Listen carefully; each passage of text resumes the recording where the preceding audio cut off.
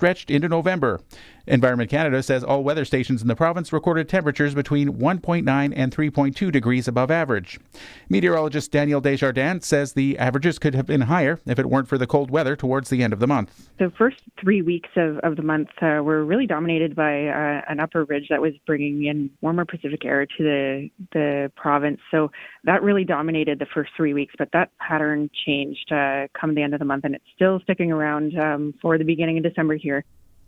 Regina had an average temperature of minus 1.9 degrees, 3.1 degrees above normal.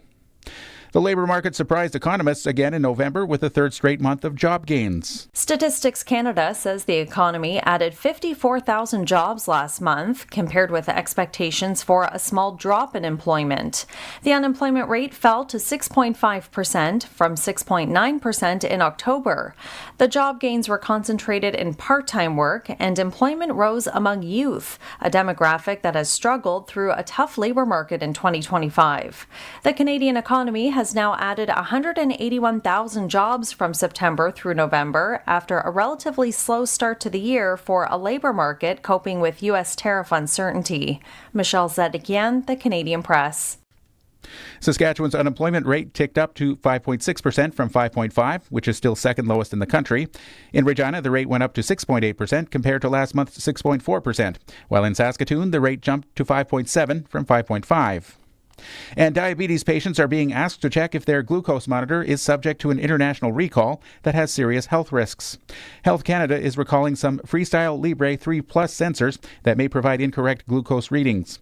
It warns incorrect readings may lead people to falsely believe their glucose levels are low and as a result consume too many carbs or skip or delay their insulin doses.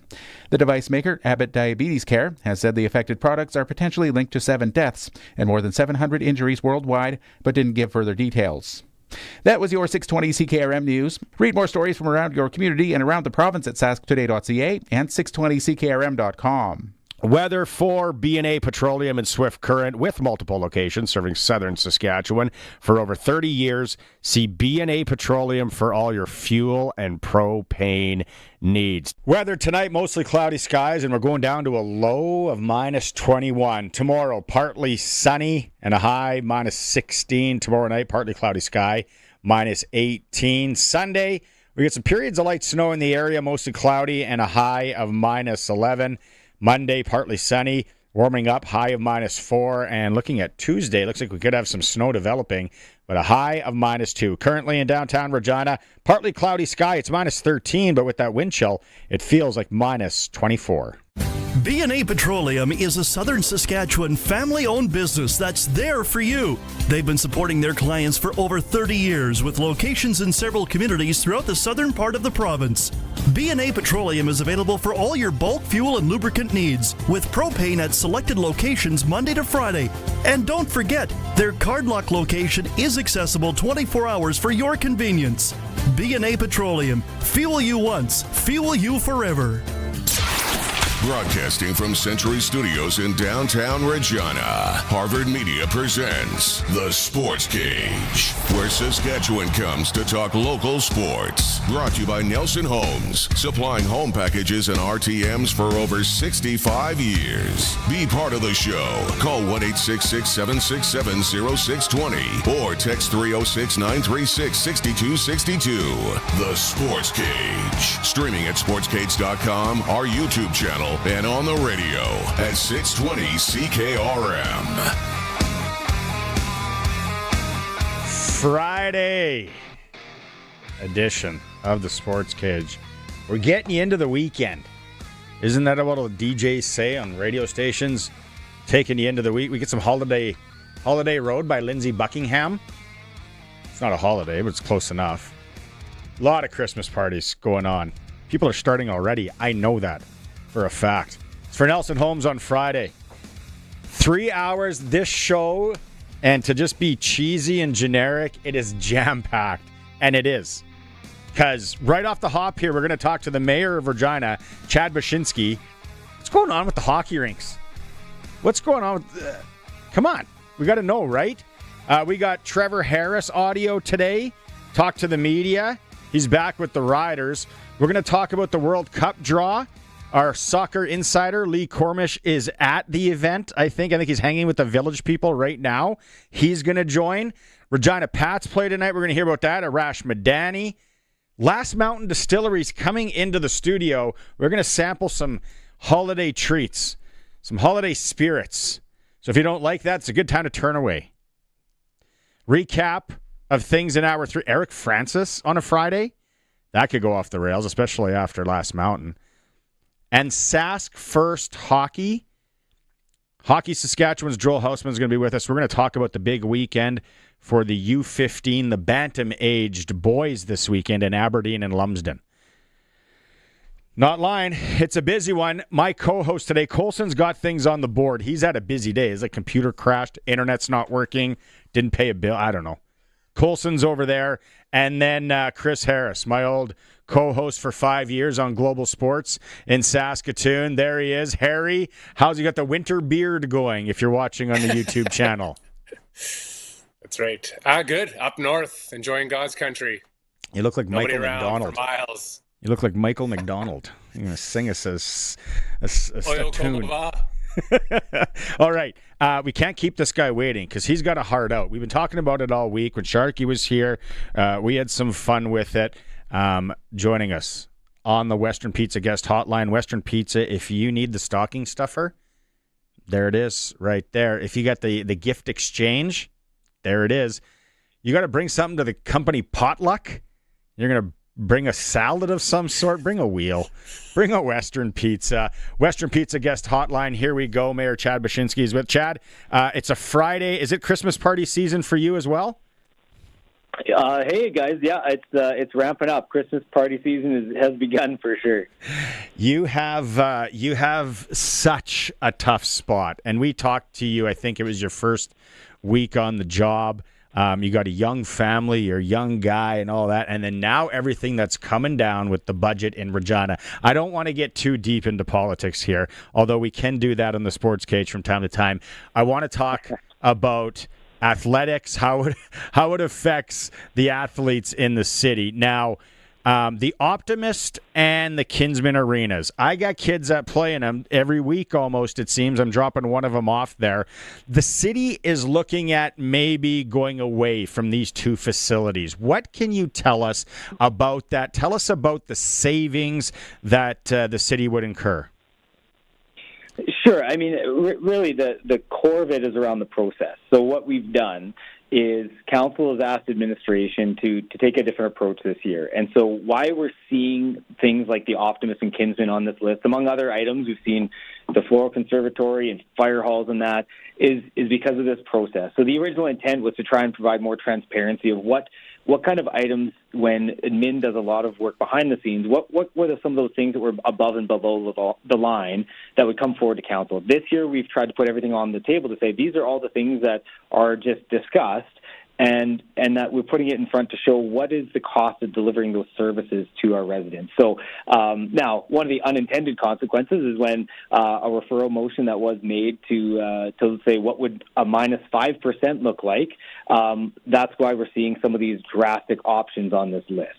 So from my perspective, there are a lot of things that I have absolutely zero interest in touching, including a lot of our recreation facilities and rinks. But that's why we're seeing them on that list. It's not a decision that's made. It's simply a result of asking for that information from some of my council members, and that's why we're seeing them there. Chad, being from Saskatoon, Harry being from Saskatoon, when I moved to Regina, the one thing I always thought was very interesting was how all the rinks were tied to the city. In Saskatoon, there's a number of private rinks and facilities, which seems to work all right. Now, this might be a little bit of a tougher question, but there is nothing wrong with, if it goes forward, the city saying, hey, we have a chance here to maybe offload these rinks. We're going to get out a little bit of the rink business. If a private, company, private investors wanted to come forth and run these rinks. Absolutely. No, I totally hear you and totally agree. I think the biggest thing is just making sure that we don't arbitrarily take something away before we have something in place. So I think what I would be more comfortable with and absolutely in favor of is if we, put something out to say, is anybody interested in taking that on, to make sure that we don't reduce or lose rink capacity in our city. Mm-hmm. So you're absolutely right. That is definitely a viable model. It's been proven. I just want to make sure that we're not taking away before we make sure we have that rink capacity in place, knowing how utilized those rinks are in our community. This might be a tougher one to answer, and I know you got to kind of go at things cautiously here, but let's look at those two facilities, and we're familiar with them. Harry, you're up in Saskatoon. It'd be a lot like the Lions Arena in Saskatoon. There is a ton of room. I'm no architect. A ton of room on both ends of those rinks to maybe add on dressing rooms. If it was a private, like the Shro Arena in Saskatoon, I think they're upwards of 50 dressing rooms for rec hockey, which of course frees up ice time at the city facilities for the young kids and the minor hockeys. Like, Chad, would it be that laborish and to kind of go through a number of different hoops to have a private company maybe expand these rinks and be able to build on some rooms?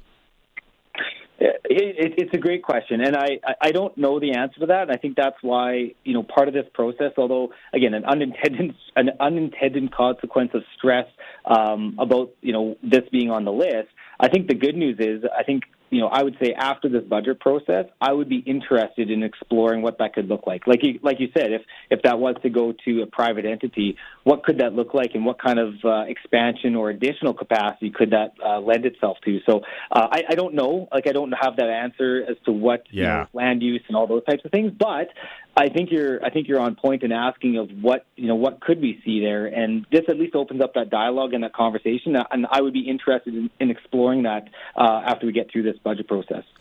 Okay. The one number when Sharky was on here the other day, and I think we read it up and all that, was about $130,000 in operating costs, maybe saving it for each rink. Is it something around there? That sounds somewhere in there. Yeah, I don't have it in front of me, but yeah, something like that.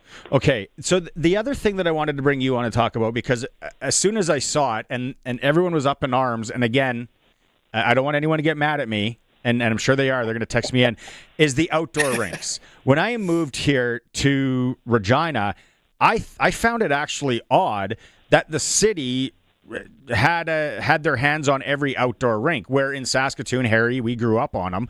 They're all community-owned, community run, associations, volunteers, all that, which a lot of times, and we all know, you have this volunteer guy and girl that it's a labor of love. And I'm looking at this, and I'm like, this might not be a bad thing to look at, and it might be a better situation when it comes to the outdoor rinks, because what the city is putting forth, like you talked about, Chad, it's not like you're going to shut all the outdoor rinks, put up cobblestones and trees in the middle of them, and no one can ever use them again.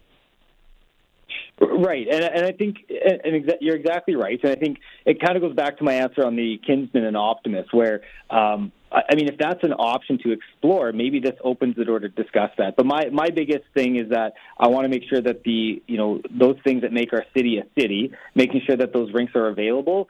Given the timing, to take away the funding for the city, who is currently ensuring that those rinks are up and running for our winter season, I don't want to see that go away. I don't want to see that go away at all. But is there a model where community members, and I've had people reach out. And say, don't close them. I'll take on making sure that we open the shack and that. So I think there's definitely an opportunity there. But again, it goes back to, I think as a council, we can work with the city to explore that with community members and community associations to potentially partner to maybe reduce the city's level of operating costs if some of our fantastic community members would want to step up and take on some of that. Chad, I know you got a heart out here, and I know these are some hard questions to ask because you're just one guy. It's got a lot of processes to go to. You are the mayor, but it's not. You just make arbitrary decisions. If you did, I'd love to buy the rink. I know a couple other guys that are in, but no, I appreciate you taking some time. I'm sure we'll chat with you again as this process goes on, and I'm not blind or deaf to the fact that you guys are in a tough position with the city of Regina. So I appreciate you coming on here and taking some time. Yeah, thank you so much, you guys, and appreciate the time to talk this stuff out. And, we'll be okay. We'll get through this, and I'm confident we'll have those services available for folks going forward. Right on. All right. Thanks, Chad. Have a good weekend. There is our mayor of Regina, Chad Bachinski, joining us here on the Sports Cage and the Western Pizza guest hotline. Harry, you and I have a lot to unpack there. We're already getting some text messages in. People are sending us text messages, as I thought, that are just very matter of fact. It's like, yeah, we kind of get that. Let's take a break here. It's the Sports Cage. We are streaming through our YouTube channel. If you want to watch along, it's sportscage.com. Always on. The home of local sports in Saskatchewan, 620 CKRM. Listen weekdays at noon for Sask Today on CKRM with your host, Ryan Young, offering the most extensive agricultural news coverage with precision weather meteorologists in an industry that moves fast. Stay updated with the latest, most reliable information in ag news, crisis and trends, all in one place. Available anytime at saskagtoday.com. Sask Today, your trusted source for all things agriculture. Sponsored by Affinity Credit Union on 620 CKRM. 620 CKRM on location. Well, good afternoon. It's Cody Glyden broadcasting from the Yorkton Exhibition $100,000 cash lottery. And I was just talking to my friend Jason, who is also here at the Gallagher Center, and he showed me what he did to his basement. And he's a big Philadelphia Flyers fan. He's got all the colors painted on his basement walls, has a nice little bar there. He's got a Flyers jersey. He's got some Flyers memorabilia. And if you win $100,000, you could do the same thing with your basement with your favorite team, whether you happen to be a Maple Leafs fan or Bruins fan or a Canadiens fan or whatever you happen to be. You could do your man cave the same way if you want, or maybe you just want to put it towards some other renovations in the home. You could do whatever you want with the $100,000, but you must have a ticket in that draw drum. YorktonExhibition.com or 1-866-783-4800. Since 1949, Nelson Homes has been providing you one-stop shopping for ready-to-move homes, panelized packages, and on-site builds. Nelson Homes' team of authorized dealers all over Saskatchewan would be happy to help you turn your dream home into a reality. In the Saskatoon area, call Kurt at Canadian Timber Homes or call 1-800-661-6534 for more information. Nelson Homes, trusted quality and service since 1949. Ready to raise your shower game? Rent a water heater and water softener together from Reliance Heath and turn every shower into a spa-worthy experience. Right now, when you rent a new water heater and water softener together, you'll get $400 back, sent by check after installation. Why settle for meh when you can upgrade your whole home's water and get big cashback savings? Don't miss out on this limited time offer. Call on Reliance. Call on Reliance Heath today. This is Sports Cage. Be part of the show. Call 936-6262 or toll free 1-866-767-0620. 620 CKRM. Okay, if you want to participate and engage in the show, Prairie Land Rentals text line, 600 Albert Street, Prairie Land Rentals. Anything you need rental, and then the Husqvarna dealer of choice, 600 Albert Street. 936-6262 is that number. We're going to get to soccer and all that in a bit. We're going to get to Trevor Harris audio right away here. But Harry, as a guy that doesn't live in Saskatoon, I think I like this. When you get to be able to talk to people that are maybe not from, like, problems we have in Canada or issues we have in Canada. You talk to somebody from Sweden or somewhere else or vice versa. How do you unpack and what do you think about the city of Regina? City of Saskatoon is not that far off. They're in debt as well. We're all like looking for ways to make money, and we can't host bingos. What do you think about all this? Well, it's funny, so yeah, Saskatoon's in the exact same situation. They had, I believe it was 108 things on the chopping block or the discussion points for their upcoming budget. What are we going to cut? What are we going to cut? What are we going to save? I didn't hear rinks come up on any of them. There was George Ward Pool was about the only recreational facility that I heard talked about, but I also didn't have the exhaustive 108 item list. I feel if you can, I guess from a business standpoint, if you can find somebody that wants to sublet the rinks from you and run it as a business and pay the city, I mean, that's all the city owns the building.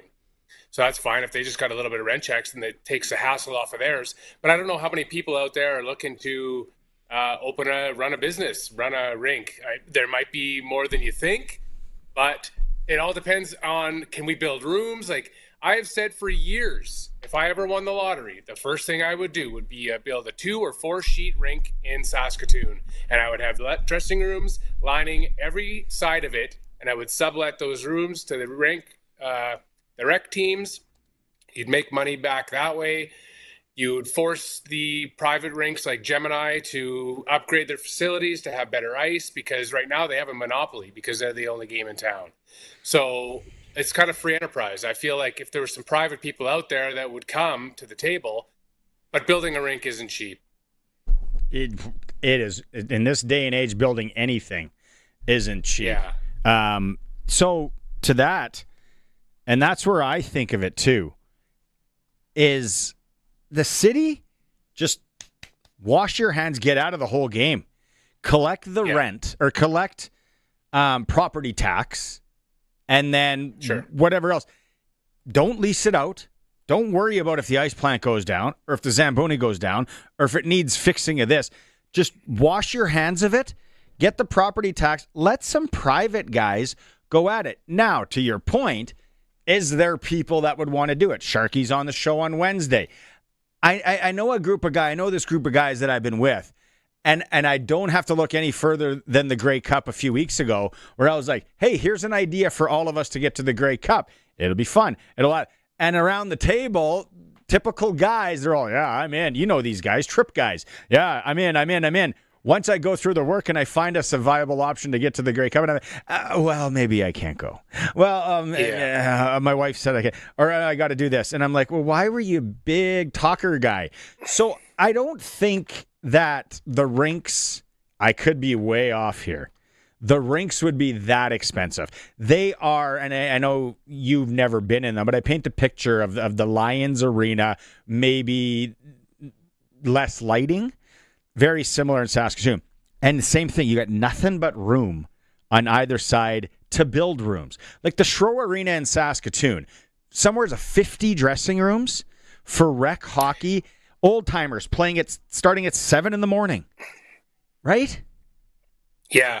I mean, and that's the model. That's the model you have to do, because the biggest stumbling block to having guys play hockey is they don't like dragging their gear back and forth, and they want a place to hang out before and after the games. So if you build rooms, then the demand would be there infinitely, because there's always going to be guys. Guys are going to get older. Guys are going to grow up. It's cyclical, right? Guys are going to retire. Younger kids are going to finish their junior hockey, and they're going to make a team with their buddies. You're never going to run out of people to play hockey. So you're always going to have tenants for those rooms. But I mean, even if the city wanted to keep it just from a real estate avenue and lease it, because they don't want to just give up, having property is having property. They don't want to give it up. That's still an option. I feel like there would be people out there that would want to run a rink and stuff ready, be able to do lease improvements and build rooms and things like that. I don't know. Yeah. The last thing on this, and we're going to get to some Trevor Harris audio in a second, is the other thing. And it was funny because people's social media, but the outdoor rinks, and it's like the city, and it's like, it's okay. That, like I said, they're not going to, like during COVID, when those kids were skateboarding and they went and dumped a bunch of sand on a skateboard, which was just asinine. They're not going to bring a bulldozer and bulldoze all the ODRs. They're just saying, why are we in the ODR business, baby? Like, we have a guy in a half ton that he's got a blade on the front, and when it snows, he goes and gets the snow off the rink. Sometimes there's tire tracks. Then they flood over top of it. Then your ice isn't good anyway. No, and no offense to because I've never done that job, and I'm sure at some point it becomes monotonous, and you're like, oh, I gotta go drive the truck and get the snow off, and so you have these people in these communities and associations like Saskatoon, Kenton, that one in the university, like that, I would argue that was some of the best ice in the city, indoor or outdoor. And these guys would it's a labor of love. It might be a good thing. And the city here, Harry, the other thing, I think it's I'm going to say March 1st, right around there. It's like hard shut. Lock the nets up. No more taking care of it. She done. And I'm like, yeah, you got a private, you got a community association. If it's skatable till April, let them skate. So I live in an area where they have a community rink, and it's run by the community association, and it's run by a handful of guys, and they do a phenomenal job. And they've made improvements to it every year, from creating a little shack to putting up huge floodlights to they've expanded it. They've changed the configuration of it this year. I'm not sure how it doesn't look like it's done yet, but and they do a great job. So that's what I challenge to the people out here that are complaining about the city getting out of the ODR business would be, are you stepping up to run your community associations?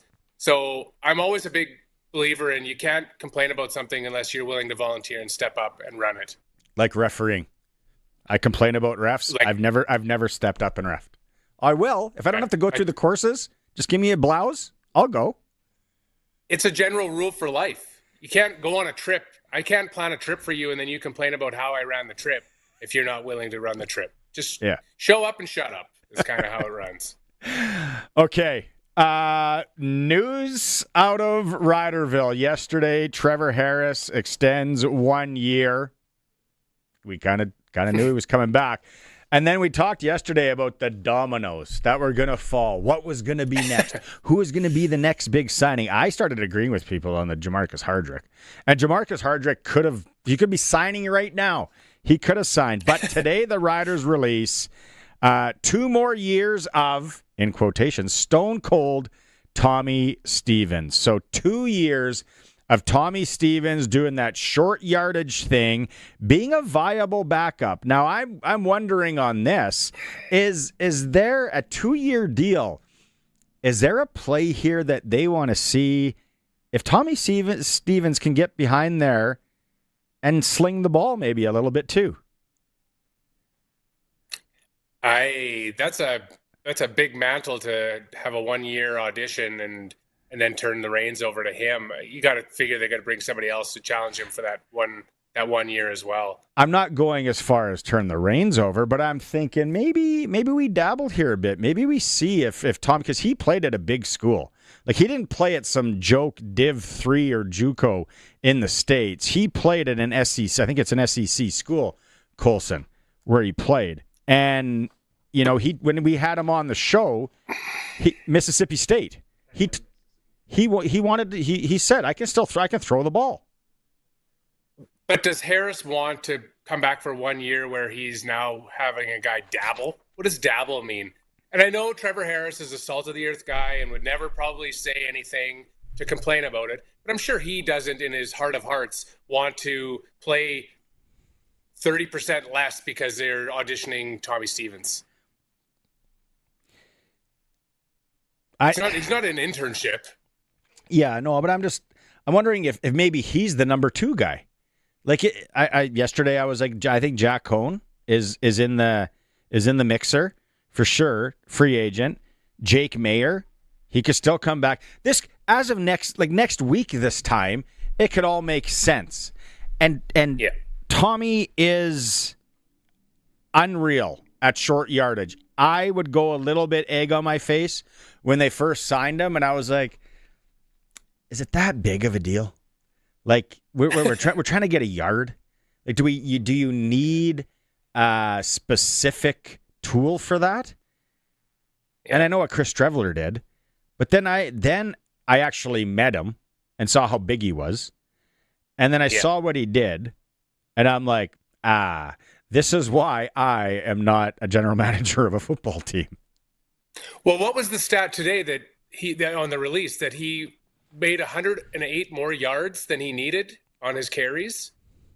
Something crazy like that. Needing a total of 41 yards on his 36 plays, he gained 107 yards, more than 2.5 times the distance required to move the chains. Yeah. That's pretty good. That's pretty much all you need. That, and I guess to play devil's advocate and limit his workload, can't he just be the short down guy? Why does he have to? I'm sure he probably wouldn't mind the chance to play a bit more, but maybe that's just his job. That's his future. That's his lot in life. Is he's the short down guy. Trevor Harris today talked to the media. I thought, well, this is kind of Dave Thomas's lane. And I'm like, but I'm gonna sit in on it. I'm gonna sit in on this Zoom. I've talked to Trevor Harris before, salt of the earth guy, very nice. We had a chance to ask him some questions, as did the media. The one that there's a few that stand out. I didn't ask this one, but it was something that was on my list to ask. If he has started, or if he already, before he even signed, started recruiting teammates. Here he is. Message yesterday from 2 or 3 teammates. It was kind of like weird timing. Like, Trevor, you close to extending? I need to know what you're doing. And so I FaceTimed them a little bit before the news came out, and I was texting with Yoshi right as I was, sending it in, and kind of just. But I think the thing is I don't know how much recruiting you have to do. Everybody wants to be here. It's. With Corey Mason, J.O., and Kyle and Larry and, the leadership that we have, people want to be here.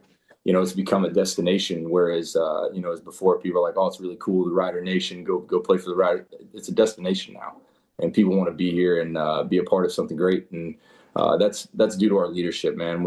I told Corey Mace early in our first season, I was like, they're going to build a statue of you one of these days. And I think we're kind of in the starting era of the golden era of the Corey Mace era. Colson, get on Canva. I want you to come up with some sort of Corey Mace statue outside a mosaic. What it would look like. He's not wrong. He's not wrong. Corey Mace, I feel, does deserve a lion's share of the credit for turning the culture around in Riderville. And if it is, in fact, a destination now, he is a huge part of that. And I think from that, so then it trickles down, much to like Don Hewitt talks about, is like, okay, then it goes to O'Day, and then it goes to Reynolds, who 2 guys that have been crapped on for how many years in Saskatchewan, and then it's like, all right, what is this okay now? Is this good? Yeah. Like this guy that we got in? You guys all good with this? We won the Grey Cup. Is that good? Is that okay? Year 2. And last year they were right there sniffing. It's not like last year we got blown out of the water and missed the playoffs. We were right there. Yeah. Oliveira had a game.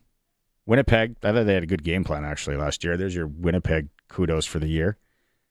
But yeah, it's culture. So here I asked him this one. I said, Trevor, was a 2-year contract ever in play? It was a brief discussion, but I mean, at this point in time, it's really going to be a year at a time, and so I don't think we'll have too much drama if at the end of the year, if there's mutual interest to come back. I think we'll kind of make it work. But yeah, it's more or less just, I'm going to be 40 years old. Why kind of sign the long-term deal and complicate things a little more? It's more or less just I feel like if I'm going to play, I'm going to be playing in the green and white, and if they want me to keep playing, we'll find a way to make it work. Got to hold you to that, buddy. You can't go play anywhere else now. Yeah. You said green and white. Or nothing. You're like Mitch Picton. If he's coming back, he's got to be a green and white. But it wouldn't have shocked me with the Grey Cup here in 2027, and he's 39.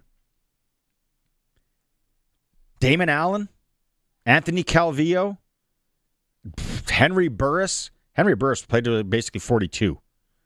So, and in 2025, 40 isn't 40 in 1980. You remember women and men in 1980. Like my mom and dad, when they were my age in the 80s, they looked like an episode of The Golden Girls and On Golden Pond. Like I was like, how you look at pictures and it's like, you guys were only like 47, 48, and you looked like you were 75. No offense, but yeah, you can take offense. You were 75 for 30 years. Yeah, You got 55-year-old guys that are going to be rolling around the Pats game tonight that are jacked up, that have been sitting in a tanning bed all day. That never happened in the 80s. So no, and the thing about Trevor is that I watched that press conference as well, and him talking about his off-season regimen is almost more daunting than his in-season. I think he seems like a guy who takes very good care of himself, has a lot of people on his team to ensure that he is going to be physically able to play and play well at 39, 40, 41, et cetera, et cetera. It would have been so funny to just be like, how about we shut everybody up and we throw a massive monkey wrench here and you sign for 2 years. and we got the cup here in 2027. We get you a viable backup, so you're not playing every game. I can almost guarantee right now, if Sports Select had some odds that there is no way Trevor Harris is playing every game next year, nor probably does he want to. Got to have a viable number 2 in the CFL. But 40, it's not our mom and dad's 40. So if this guy can still sling it, he's coming off a Grey Cup. He says he works out hard. So he talked about in the presser, and he was talking about how, like after the win, he wasn't like, all right, you know. He was like, nah, he's a human being. Like, we're all human beings. It's like, no, I want to go play again. Like, I'm not retiring just because maybe somebody thinks that the book says now you retire and it's your swan song and you won the trophy. Yeah. It's like pound sand. I'm going to go and play again and maybe play again after that. And he talked about he is a man of faith, and he talked about talking to his wife a lot in the press. So I think I was about fourth to ask some questions.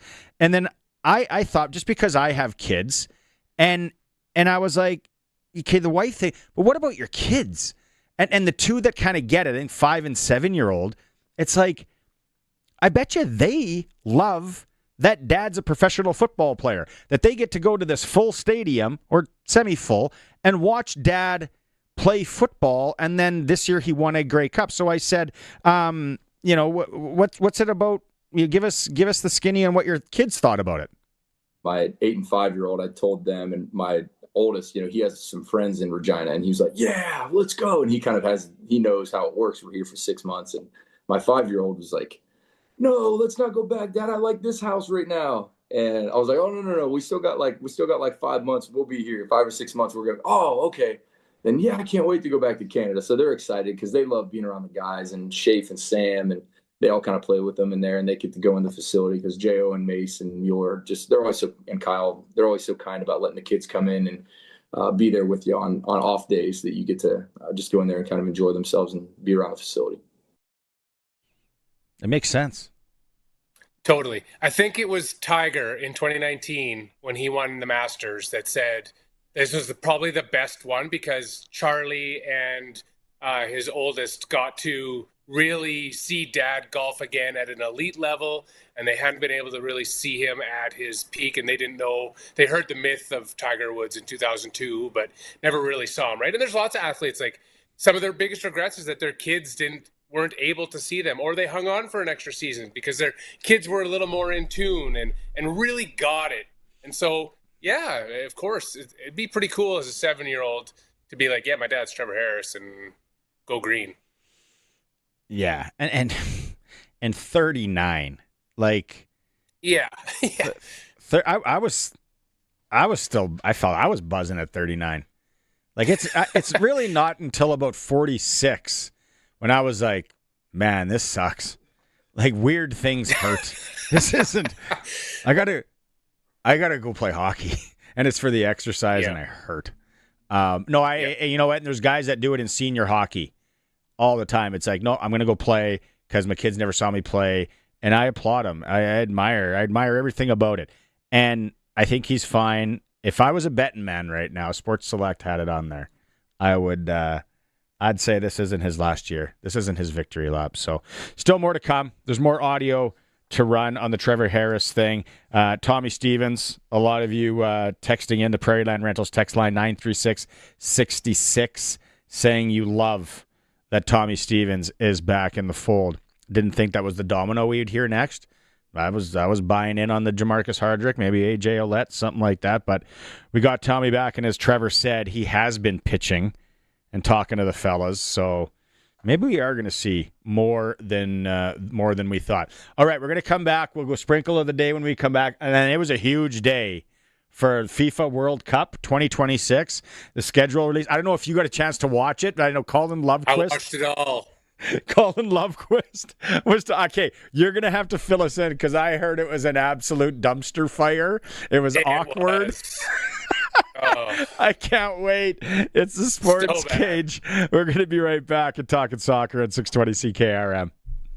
Sask Lotteries has over 50 years of winning behind us, and you know what that means? Lots of winning numbers. Numbers like over 1,200 organizations funded and 12,000 plus groups supported. $6 million given away annually in community grants. And the winningest number of all? $1.4 billion given back to the people of Saskatchewan through sport, culture, and recreation.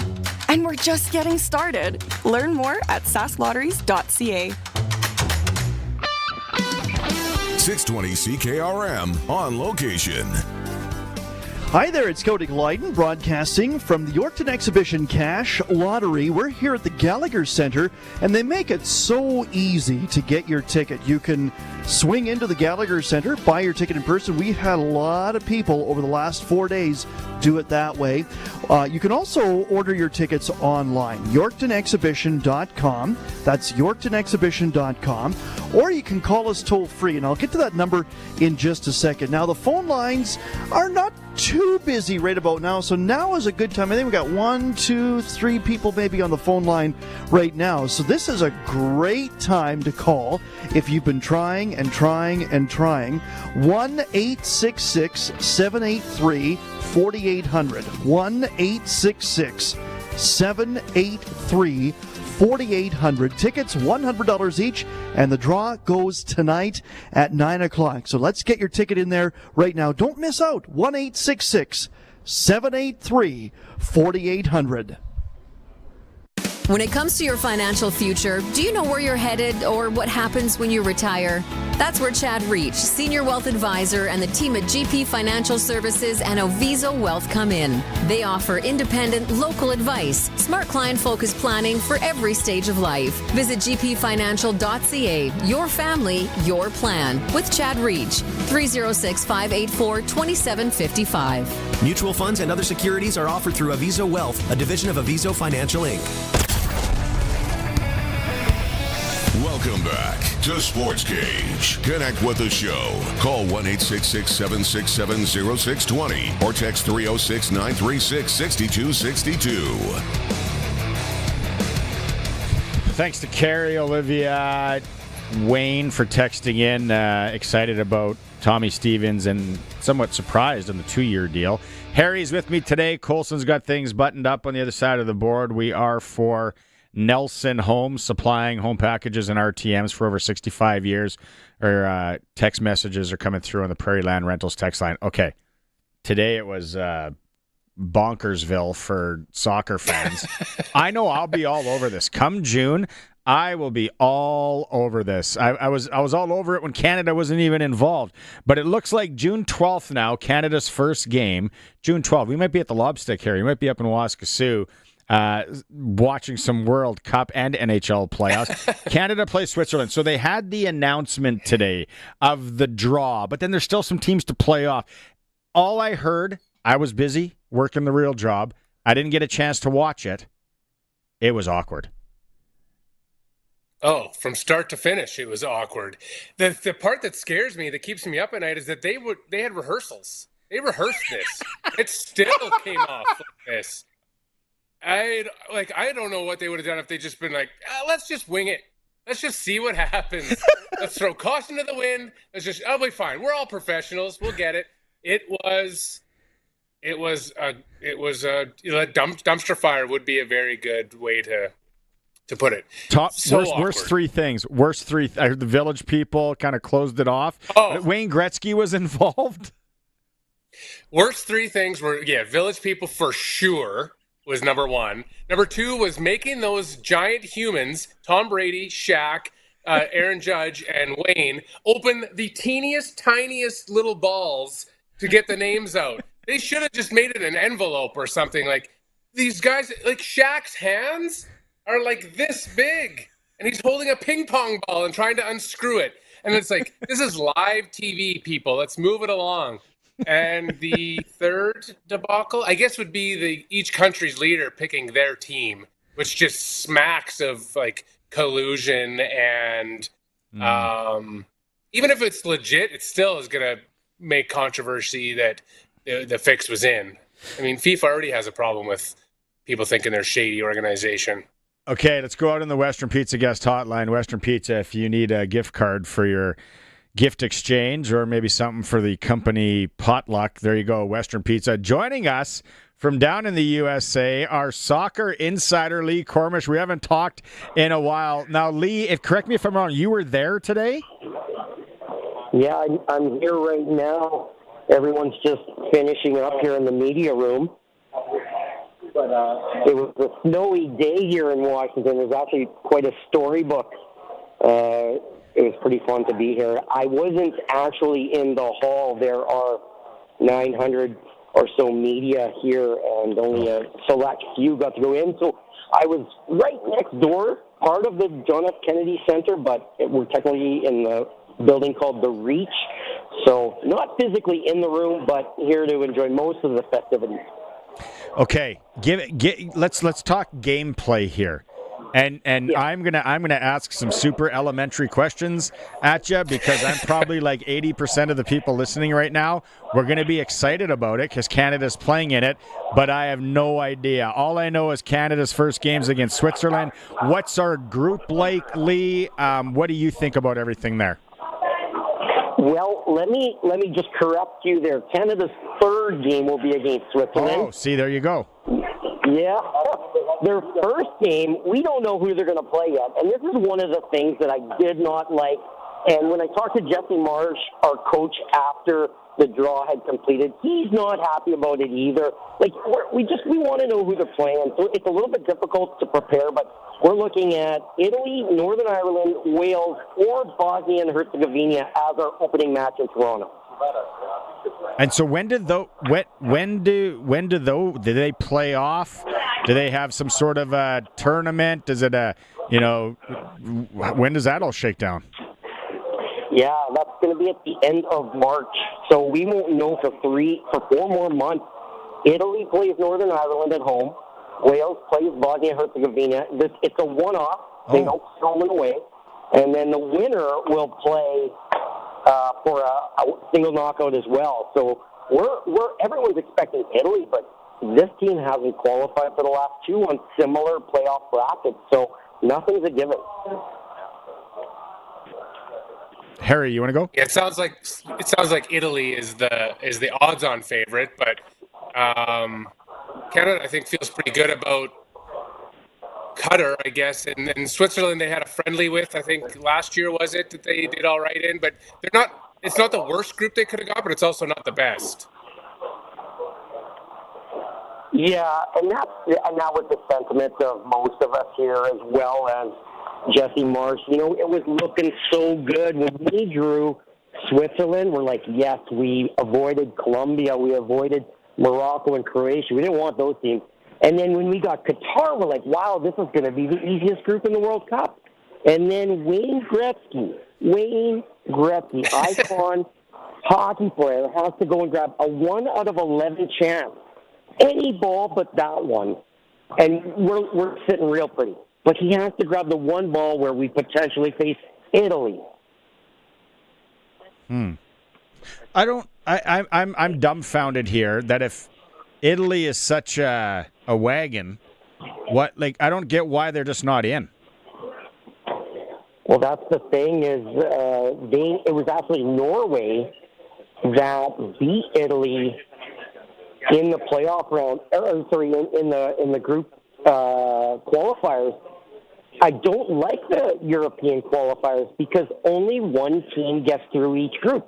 So if you draw a difficult team in the qualifiers, you're up against it. And unfortunately for Italy, they just ran into a very hot Erling Haaland Norwegian team that's hitting one of their peaks. They're in a bit of a golden generation here with Holland. So it was unlucky, but also Italy's just not that good right now. What about the Swiss? And I still know it as Qatar, but some people call it Qatar. What about those two teams? You know what? Before I went to Qatar back in 2022, I Googled how to pronounce Qatar because I heard these people saying Qatar, and I'm like, what is the real pronunciation? So if you go to YouTube and you type in pronounce Qatar, it'll say Qatar. But yeah, Switzerland, geez, man, that's our third game. So I don't know. Switzerland played tight defense. They've also been a formidable opponent and knocked out big teams in European competition. I don't know. I'm feeling like a 0-0 vibe on that game. That'll be in Vancouver. Qatar, guys, if we don't beat Qatar, then we're not going through, and we don't deserve it. So we got to win that game like 3-0 is what I'm thinking. Wow. All right. Harry, one more quick one. Was there a consensus group of death amongst the draw? That's a good question, and you know what? I've looked at it over and over again. I don't think you can label any one of these a group of death. It's actually fairly well balanced given 48 teams.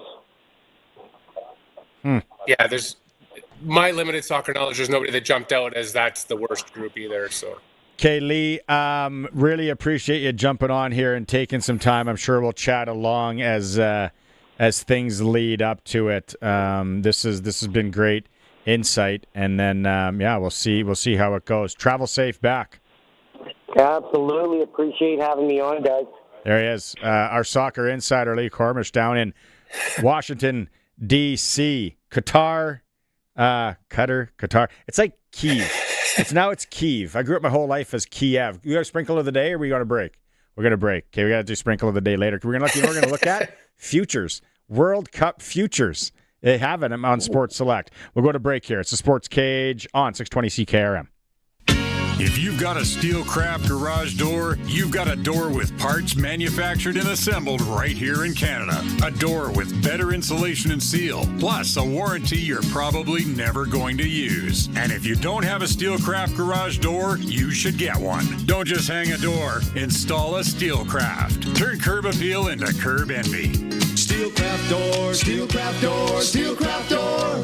We offer more. Steel-craft.ca.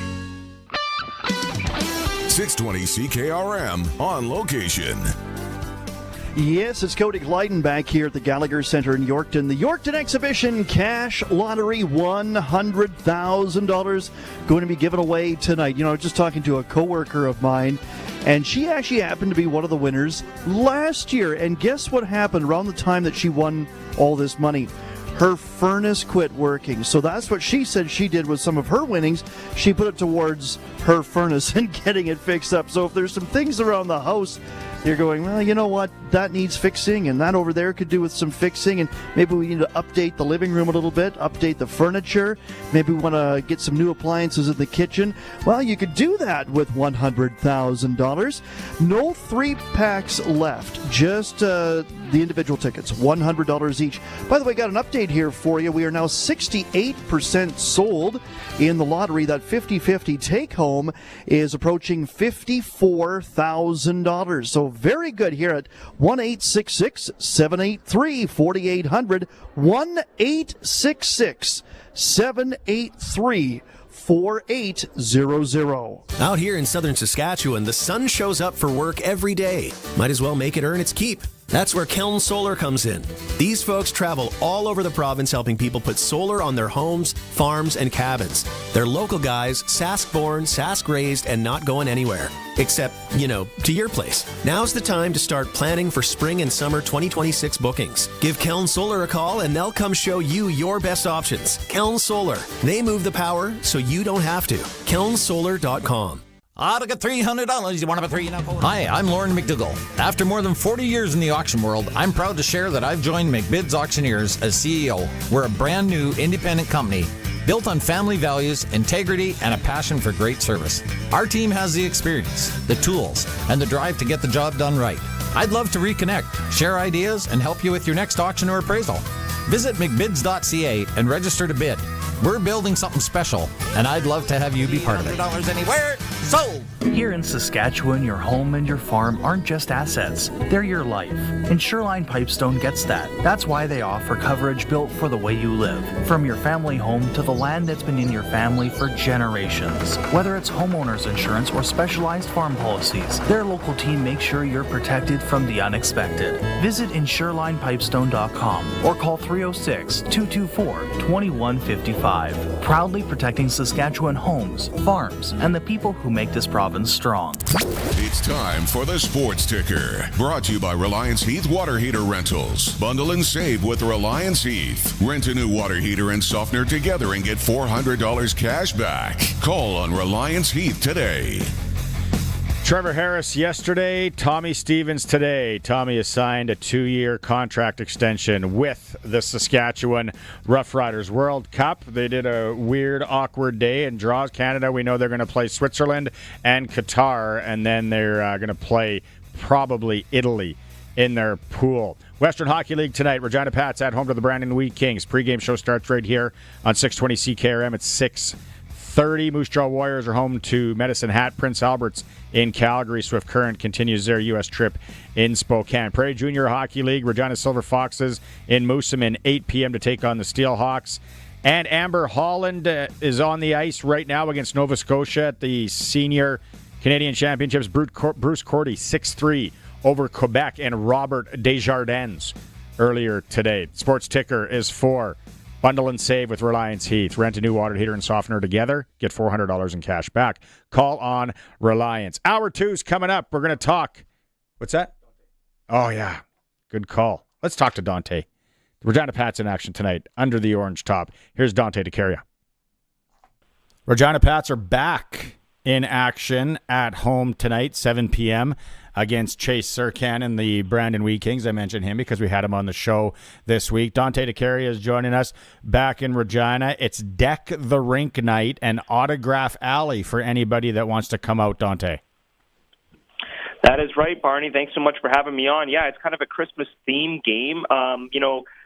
There's 3 home games out of the next 4 coming up before the Christmas break. So Bryce Bunz, our game day manager, decided to start the Christmas theme a little bit earlier here in the month of December just to kind of get everybody ready for the holidays and ready for some fun festivities. We're going to have Santa and Mrs. Claus walking around the rink, greeting, some of the young Pats fans and taking pictures and stuff like that, as well as obviously K9 with them as well. And we've got Autograph Alley after the game. So it's a Christmas-themed game, and obviously coming up, the Pats have a really exciting home game on December 13th, and that is the annual Teddy Bear Toss game presented by Global. So we're really excited for the next couple of home games before the Christmas break, and especially tonight's game against Brandon. Exciting hockey. The Pats are going to fight and claw for a playoff spot all year. Right now, they're currently 4 points back the Brandon Wheat Kings after that tough U.S. road swing. And then some more good news. Connor Bear should be back in the lineup, I heard, after a little bit of a scary incident.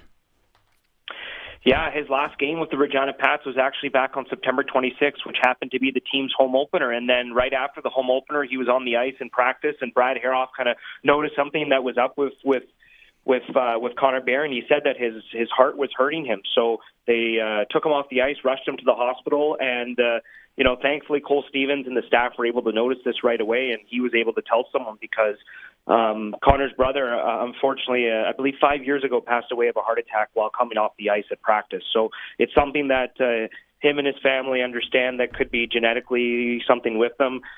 They did find out that he had some sort of long COVID as well. So he's been working really hard, Barney, over the last 2 months to get back. Over the course of the U.S. road trip, he was bag skating with Ken Schneider and Ryan Smith every single day for upwards of an hour and a half to 2 hours at all the morning skates and all the practices. He was the first one on the ice and the last one off the ice. So I truly find his perseverance remarkable. And I know this is super important for the Indigenous community, and I know some of the reserves are coming out tonight to watch him play. So I know it's going to be an emotional game for Connor and for his family, given the amount of adversity that him and his family have had to overcome over the last couple of years. So just a great kid. It's a great story, and I'm honestly wishing him all the best. And he's in the starting lineup tonight, which I think is really cool as well. Excellent move. Yeah, no, nice to see him back. 'Cause I know we had some people asking him about him, so good to hear. All right, Dante, have a great call tonight. Pats are back at home, and I'll know it's only December. I'm going to call it a big one against Brandon. Thanks so much, Barney. Appreciate it. Okay, and the other news as well is Maddox Schultz and Liam Pugh in the lineup tonight for the Regina Pats against the Brandon Wheat Kings. 7 p.m. Tickets available at the door, reginapats.com online. And if you want to go, we got 2 tickets right now. Colson's got them right there. He's waving them around. 2 tickets to tonight's game, Brandon Wheat Kings, Regina Pats, Friday night hockey under the orange top. We are going to take caller number 17. How about that? Colson's waving me off. He says caller number 3. Caller number 3, 936-6262. You want to go watch the Pats and Brandon Wheat Kings tonight? There you go, 7 p.m. puck drop. We got more coming up. Arash Madani, Eric Francis, Hockey Saskatchewan. We're going to hear from the mayor again. More to come. The home of local sports, streaming through our YouTube channel at sportscage.com. And you know it's always on 620 CKRM. From the towers to the tractors, country's greatest hits. 620 CKRM, a Harvard media station. It's 4 o'clock. Good afternoon. I'm Corey Atkinson from the SaskToday.ca newsroom with your 620 CKRM News. Regina Fire and Protective Services announced today that the commercial fire that occurred Tuesday at the community fridge on the 3000 block of Dudney Avenue was deliberately set. Regina Fire has provided the investigation findings to Regina Police Service and will collaborate on the police investigation. We'll have more details next week. On the last day of the legislature's fall session, Saskatchewan has brought forward the Compassionate Intervention Act to support people with severe addictions who cannot seek treatment on their own. Minister Laurie Carr says compassionate intervention will offer safety and long-term recovery. Justice Minister Tim McLeod says every person deserves the chance to heal and rebuild. Families could apply through the courts, and police or medical professionals could also request help. People would be taken to assessment centres. The government will gather feedback on implementation. It was warm for most of November, but with that came a lack of precipitation for some areas. Environment Canada meteorologist Daniel Desjardins says only 2 areas got more than usual. There was one particular system, I believe it was November 7th or so, that tracked just north of Saskatoon, kind of hit the Meadow Lake and Prince Albert area. So Prince Albert ended up at 146% of their average precipitation and Meadow Lake 126. So that bumped up those numbers pretty significantly. Regina recorded just 8.1 millimeters of precipitation, which is 55% of normal. Fort Qu'Appelle RCMP are investigating a fatal crash northeast of Edgeley. Police say a car and semi collided on Highway 10 just after 1:15 Thursday afternoon. Officers, along with local EMS, responded to the scene. The driver and lone occupant of the car, a 41-year-old man from Ebenezer, was pronounced dead by paramedics. The driver of the semi did not report any physical injuries to police. A Saskatchewan RCMP collision reconstructionist has been called in to assist with the investigation. A surprisingly strong jobs report for November has solidified most economists' calls for a rate hold from the Bank of Canada next year. Statistics Canada says the economy added 54,000 jobs last month, driving the unemployment rate down 4 ticks to 6.5%. CIBC senior economist Andrew Grantham says the Bank of Canada was already eyeing a pause and has little reason to cut after another solid jobs gain. I think the Bank of Canada has done enough for now. They can see how the recovery progresses. If it does take a turn for the worse again, then they can always cut interest rates again. But as we stand right now, the economy does seem to be recovering. The central bank's key interest rate is currently at 2.25%. And Canadian-born renegade architect Frank Gehry has died at 96. Gehry's works included the Art Gallery of Ontario in Toronto, the Guggenheim Museum Bilbao in Spain, the Walt Disney Concert Hall in Los Angeles, and Facebook headquarters in Menlo Park, California. In November 2016, he was awarded the Presidential Medal of Freedom by then U.S. President Barack Obama. Gehry and his family moved from Toronto to Los Angeles in 1947, and he became an American citizen 3 years later. That was your 620 CKRM News. Read more stories from around your community and around the province at sasktoday.ca and 620ckrm.com. Your weather is next. Brought to you by Line X Regina. Serious Protection Killer Lux. 1865 McCarra Street. Weather tonight, mostly cloudy skies, and we're going down to a low of minus 21. Tomorrow, partly sunny and a high minus 16. Tomorrow night, partly cloudy sky, minus 18. Sunday, we get some periods of light snow in the area, mostly cloudy, and a high of minus 11. Monday, partly sunny, warming up, high of minus 4. And looking at Tuesday, looks like we could have some snow developing, but a high of minus 2. Currently in downtown Regina, partly cloudy sky. It's minus 13, but with that wind chill, it feels like minus 24. For 40 years, the team from Line X Regina has been protecting vehicles across Saskatchewan, and we're changing with the times. 3 generations of our family have protected your vehicles. Our business has evolved, and we're not stopping now. The next generation is here. Same family, same commitment, ready for the next generation of truck beds, rocker panels, trailers, bumpers, and running boards in all kinds of colors. Line X Regina, 1865 McCarra Street, the next generation of protective coatings. Broadcasting from Century Studios in downtown Regina, Harvard Media presents The Sports Cage, where Saskatchewan comes to talk local sports. Brought to you by Nelson Homes, supplying home packages and RTMs for over 65 years. Be part of the show. Call 1-866-767-0620 or text 306-936-6262. The Sports Cage. Streaming at sportscage.com, our YouTube channel, and on the radio at 620 CKRM. Hour 2 of the Sports Cage on this Friday. If you're traveling, maybe you got some weekend plans, stay safe out there. It is holiday party season. I know ours is tomorrow night. Tonight, the Regina Pats, Brandon Wheat Kings. I'm going to that, actually. Interested to see the Pats in action. My co-host today, Chris Harris, is with me, and Colson's got things on the other side of the board. Of course, it is for Nelson Homes. Thanks to everyone who's participating on the Prairie Land Rentals text line. We see your text. A lot of people are excited about Tommy Stevens being back in the fold with the Saskatchewan Roughriders. Matt, I did see your graph. Matt's a graph guy. He texted in a well-thought-out graph, so we'll have to get to that in a bit, too, and let people know. In this hour, Arash Madani standing by. We're going to have our clutch performer, hopefully sprinkle of the day. Last Mountain Distillery coming in for a little holiday sampler.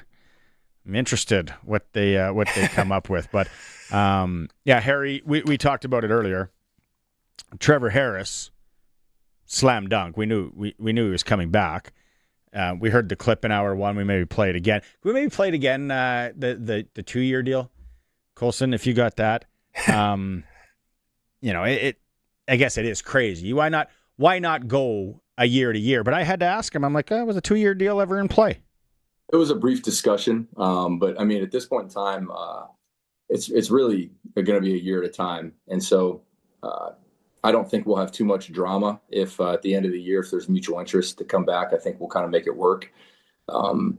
But yeah, it's more or less just, I'm going to be 40 years old. Why kind of sign the long-term deal and complicate things a little more? It's more or less just I feel like if I'm going to play, I'm going to be playing in the green and white. And if they want me to keep playing, we'll find a way to make it work. I love that he refers to the 2-year deal as the long-term deal. Yeah. Yeah. It's not a 6-year deal. An 8-year deal. Bonilla. It's a 2-year deal. Yeah. 2 years, too long. He's, he reeks quarterback. He's very Tom Brady, very Tom Brady-ish. Like every time I've ever talked to him and I come away and I'm like, yeah, like you could tell he's a leader. And then I thought today, I'm like, I wonder if Trevor Harris has ever been immature.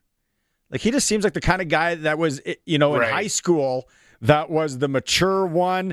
We all had that friend that was buttoned up while we were doing stupid crap. He was the guy that was always just a few years ahead. Absolutely. Yeah, that's exactly how he strikes you. Yes, ma'am. No, ma'am. Went to church on Sunday. Minded all his P's and Q's. He stands when you enter a room. It's just, that's kind of his MO. Open the door on a date. Yeah. All homework's always done. It's like, Trevor, come on, man. But he's successful, and that's what makes. That was your AJ impression? That was him living with AJ. I wanted to get into that. I wanted to say, okay, so like, is it like, the hard conversation? It's like, okay, last year it was okay. You got to find your own place this year. Yeah. You're coming back.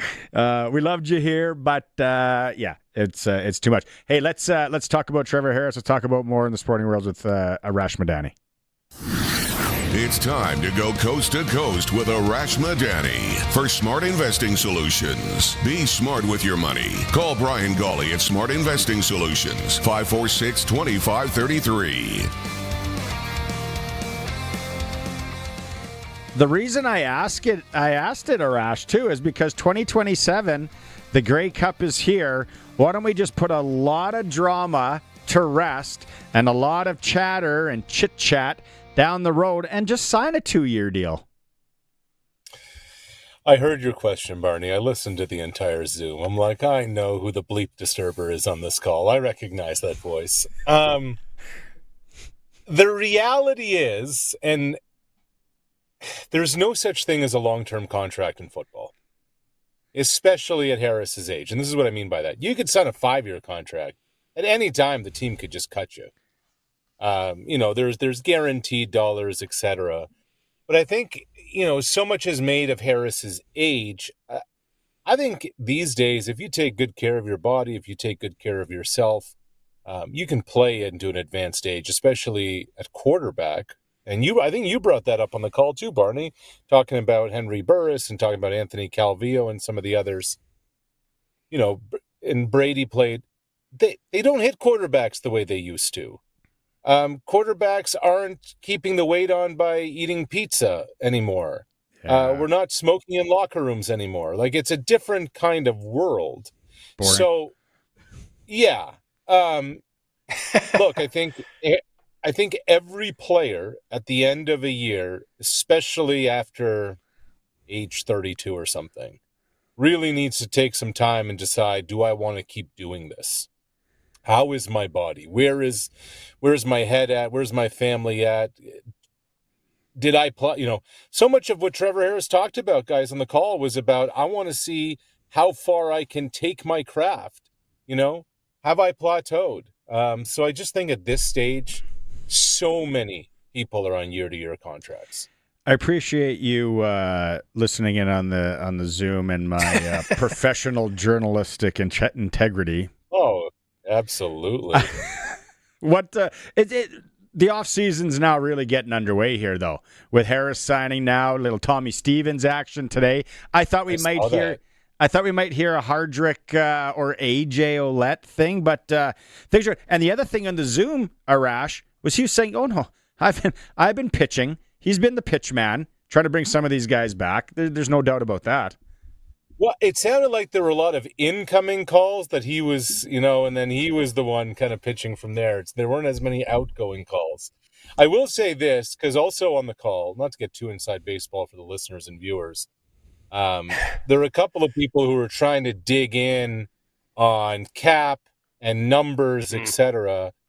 I'm told that all in, signing bonus, roster bonus, housing, blah, blah, blah, marketing, the number's about 500,000, which is a win-win for both sides. Mm-hmm. That puts Harris among the highest paid players in the league, probably top 5, top 4, and it also gives the Riders a little wiggle room to go give a little extra cake, especially now coming off a Grey Cup, to the players that they want.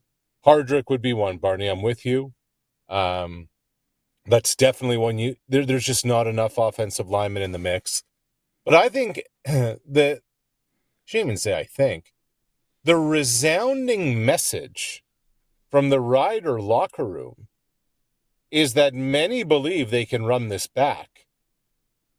And look, it's December the 5th. Who knows where free agency takes you, etc. But as rosters are constructed now, there's only one threat in the West Division right now, and that's the BC Lions. Winnipeg's a shell of itself. Calgary's lost. Edmonton doesn't know what it's doing. So you're in a position right now, if you're the Riders, that, hey, if we kind of bring a lot of the dudes back and we have some draft picks coming and kind of,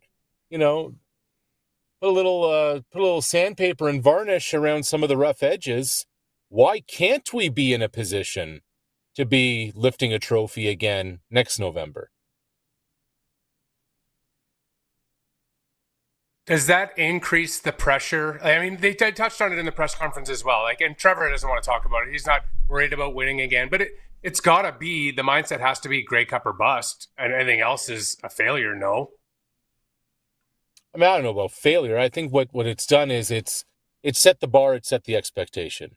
It's one thing to say it. It's another thing to do it. Now that they've done it, here's the opportunity to do something that's never been done before in franchise history. Shoot, the last time the Riders even got back to a Grey Cup the year after winning it was like 1967 or something like that. Like, a million years ago in the football calendar. So the fact that you have a chance to do something that really has never been done before, not since the Lancaster era, and then take that next step is significant. Now, here's the other thing. Yes, Trevor Harris is your franchise quarterback. Yes, it's great to have him back. Yes, he had an exceptionally efficient Grey Cup game. The challenge now is to make sure you keep him healthy. And Harris is going to do all the things this offseason to do that. Like, I remember talking to Henry towards the later part of his career when he was in Ottawa. It was a couple of days before the Red Blacks won the championship. And he said, I asked him, the usual questions about age. And he said, listen, man, he said, if this was 5 years ago, my season would have been over. I'm like, what are you talking about? He said there was a play in a game. He effectively, he gets sacked, brought down by two different guys, really did the most awkward splits imaginable. He said in a 5 years ago, I would have torn my groin apart, my hamstring apart, etc. He said, for the last 3 years, every day, I have a 1-hour yoga routine. I am now more flexible, more agile, more all those things than had ever been done before. Harris is doing all the things required to keep his body upright, but over 18 games, it's still a different battle. We talked about that in hour one with Harry. I look at pictures of my parents at 40, 45, 48. It's like I'm looking at the Golden Girls. Like, no, and and I think everybody's in the same boat. Like, it's so different nowadays how people take care of their bodies. Now, here's a question. Who do you think is the must signing? MLS. 100%. All day, all night. And Barney, I know we kind of disagree on this. To me, Canadian impact player, impact receiver, regardless of citizenship, he is the most important skilled player on the roster, the most explosive skilled player on the roster, and really from a receiving standpoint, the guy that Harris has the most chemistry with. It almost seems like they're in lockstep. To what cost? To what cost? And do you sacrifice something else there maybe? Sure. Look, I think that I believe the Caleros cap hit is $650. I believe. It's at least $6. Chad Kelly's is $625. If Trevor's signing for $5, you right there have an extra $125,000, $150,000 from top-end quarterback money that you have in the kitty to play with the cap having gone up a little bit. To me, that money can go into one or two impact players. And what did we see in the Grey Cup game? Trevor can get the ball to his guys, and then they go do work with it. We're not trying to, air quote, stretch the field. What was the longest that ball was in the air in a completion outside of the top 2 or 3 throws? Everything was 5, 7, 8, 10, 12 yards. Just get it off. Let the guys do the work. So the guys doing the work need to get some. And Emilus, to me, is nowhere near his ceiling. I think he can be. I honestly think he's right at the potential to be right there with Kenny Lawler as the most impactful receiver in the league. Right now, he's making half of what Lawler makes, and he's got the right passport. So if you use a bunch of that Trevor Harris difference between him and Chad Kelly money-wise to go get him locked up, boom, let's go. Arash, what does that say about the CFL that it's December, 3 weeks after the Grey Cup, and we're still talking CFL front row center? Like, is this a spot the league was in 10 years ago, or is it refreshing the fact that it's still for everybody's mind? Yeah, Harry, I would say that in Saskatchewan it's like that. I don't think in Toronto, Vancouver, Calgary. I know, shocker. But I will say this, it's just a good reminder that the calendar just never stops. Like a football calendar, it's as busy in the off season with all the moving around, etc. I just found out today, John Murphy's out in Toronto. You know, he was the assistant GM who was supposed to be there with Pinball Clemens. They were going to be kind of in lockstep. And now it's John Hufnagel, Jim Barker's entered the equation, and I'm told Murphy's out. It just doesn't stop. I was gonna ask you. I'm like, yeah, Jim Barker, John Hufnagel, Jim Barker. Who's next? Bob Obilovich? Dorothy, Blanche, Sophia, or Rose. You know, I mean, it's we're going back to the silent era in Toronto. Everyone's eating hot dogs from a long time ago. Okay, what can we shift to some NFL? Let's do it.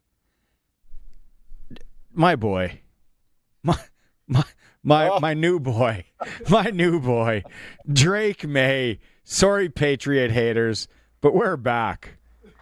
You're disgusting. The way you just said my boy, like you haven't referred to your son that way with that kind of admiration deep in your heart. He's got to get some rings on those fingers. Not on Father's Day, not on Christmas Day, not on his birthday. But Drake May. For 6 years, this guy hasn't said peep about the Patriots.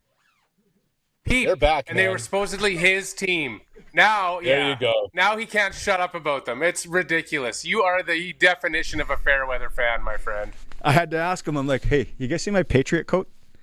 It's been a couple of years, but I got it out of the attic today. It's either Drake May or Matthew Stafford who's NFL MVP, isn't it?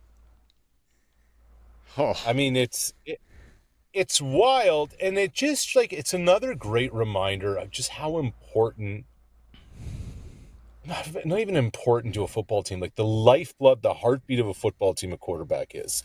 So the Patriots spent the most in free agency this past offseason to upgrade their roster. And look where they are. You know, they're effectively the 1 seed in the AFC right now. The team that spent the second most in free agency, my beloved Vikings, have trotted out Max Brosmer, Carson Wentz, and J.J. McCarthy, and they're 4-8. You gotta hit the quarterback, because then you go put on the Patriots jacket, then you're in the MVP conversation, then you're in the Super Bowl conversation. Without a quarterback, you have no chance. And Drake May just does everything right. Not extravagant. Doesn't screw up. Name of the game. Here is the key. I'm going to give everybody out there that hates the Patriots. Ed, I love Ed's comment. He says, "At least the coat still fits." That's funny. Kinda. Okay. You know what the key is here too? Josh McDaniels. Sure. Like he's always been key. I thought a lot of years he was more key than Belichick. And now he's got him settling in, playing that, protecting him. And it's just like he can't be a head coach. He cannot be a head coach. He's failed. He's tried. He's failed. He can't. But he is a damn good OC. Yeah, and there's nothing wrong with being the best teacher in the school and not being the principal. You know? And I tell you, Mike Vrabel's a pretty good principal. So you have people who are moving in the right direction. in the same direction, in lockstep, etc. And yeah, like everyone talks about Kevin O'Connell being the quarterback whisperer. Maybe there's something to be said about Josh McDaniels too. What's amazing about the Patriots is the whole mafia is there except for Belichick. They, even when Bill left, Mayo was around, et cetera, they just go back to the same dudes except for Bill. I find that, and I said this a couple of weeks ago, I don't know who's winning the Super Bowl this year. Like, if there was a year to place futures on Sports Select, like, now is the time. Double down. Both farms, put them on somebody, because really, who's the favorite? Hear me out on this one, okay? I fully agree.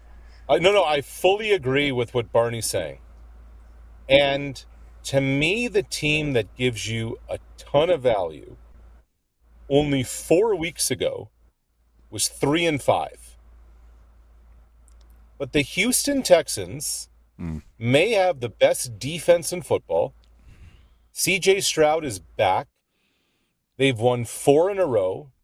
They're in a division with the Jaguars and the Colts, and the Colts are a dumpster fire. They've lost 2 in a row. Daniel Jones' broken leg. Their schedule is a murderer's row with Seattle, San Fran, and a couple others coming up.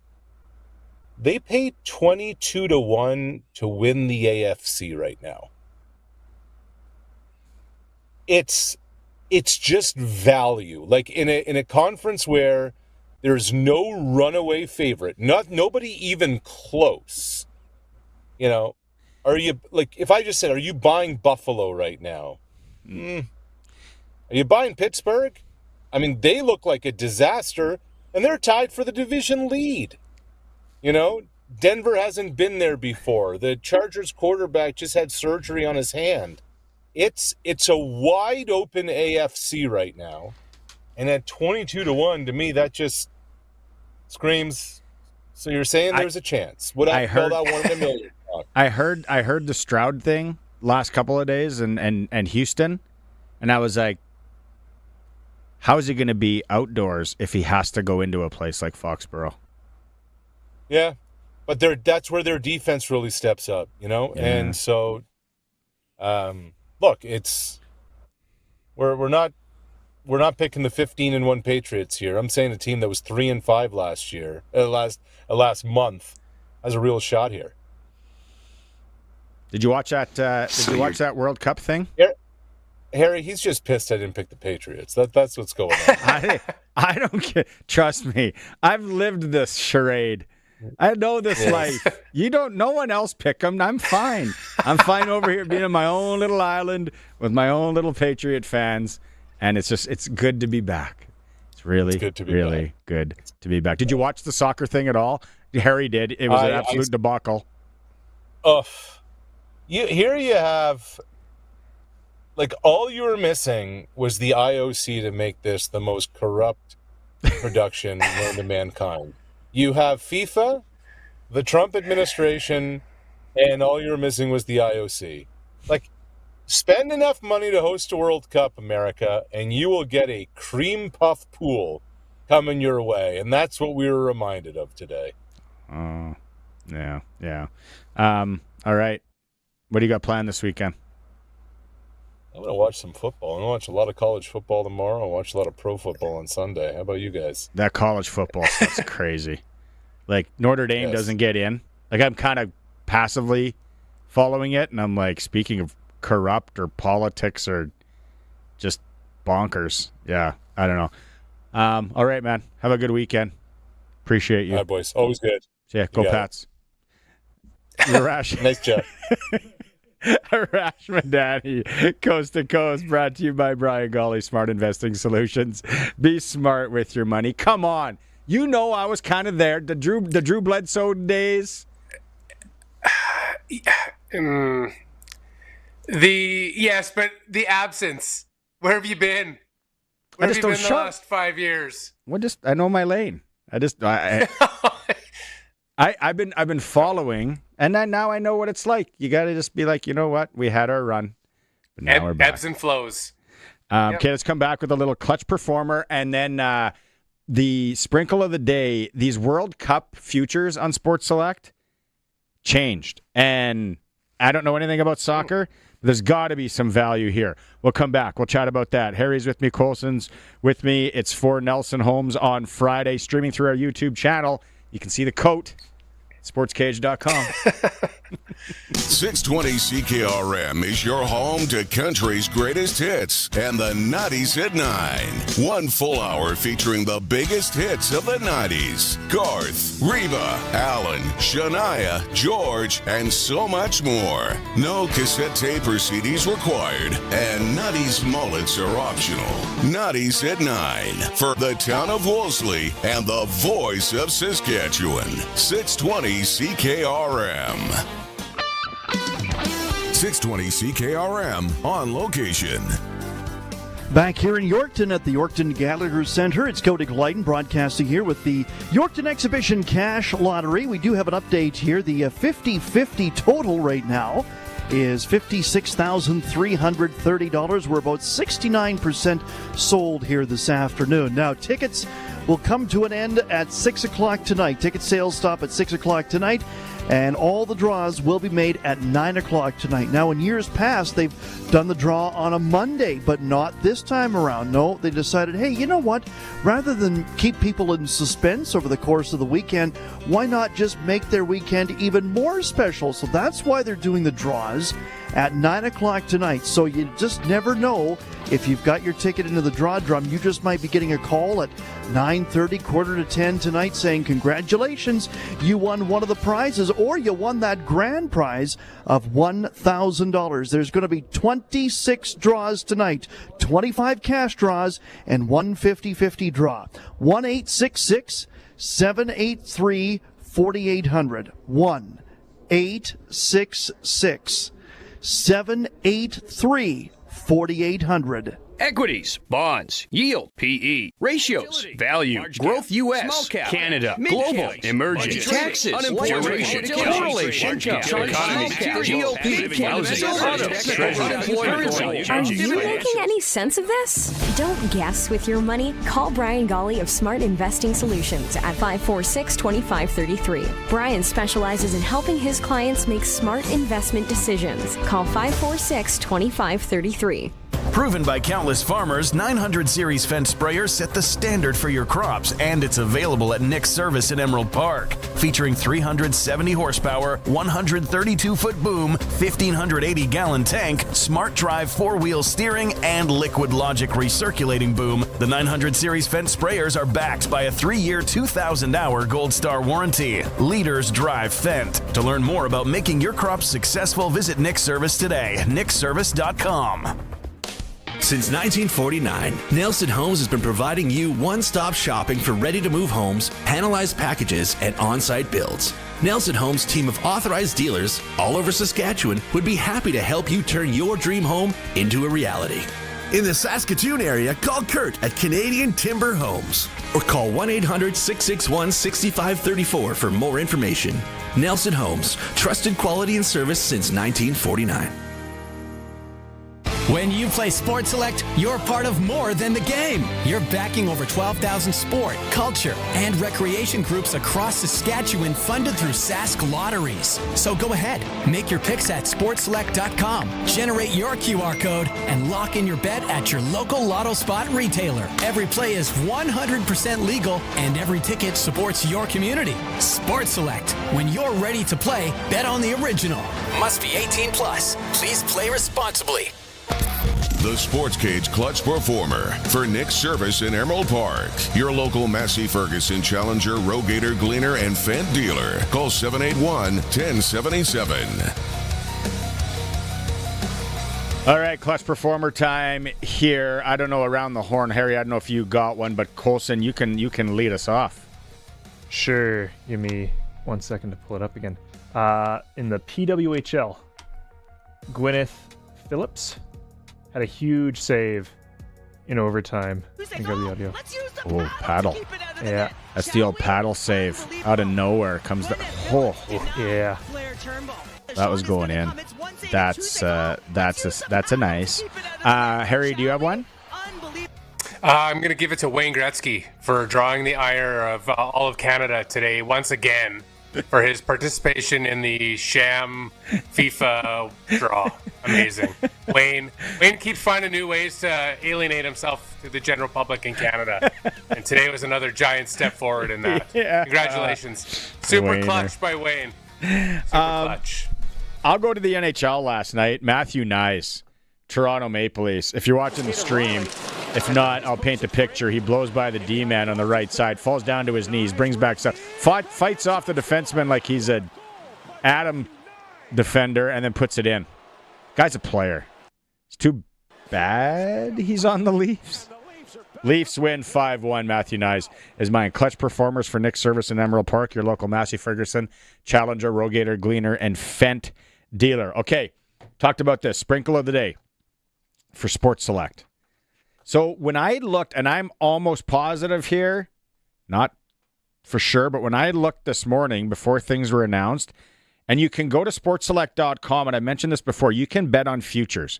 Super Bowl, Stanley Cup, Major League, all the major sports, but you can play the wildest futures.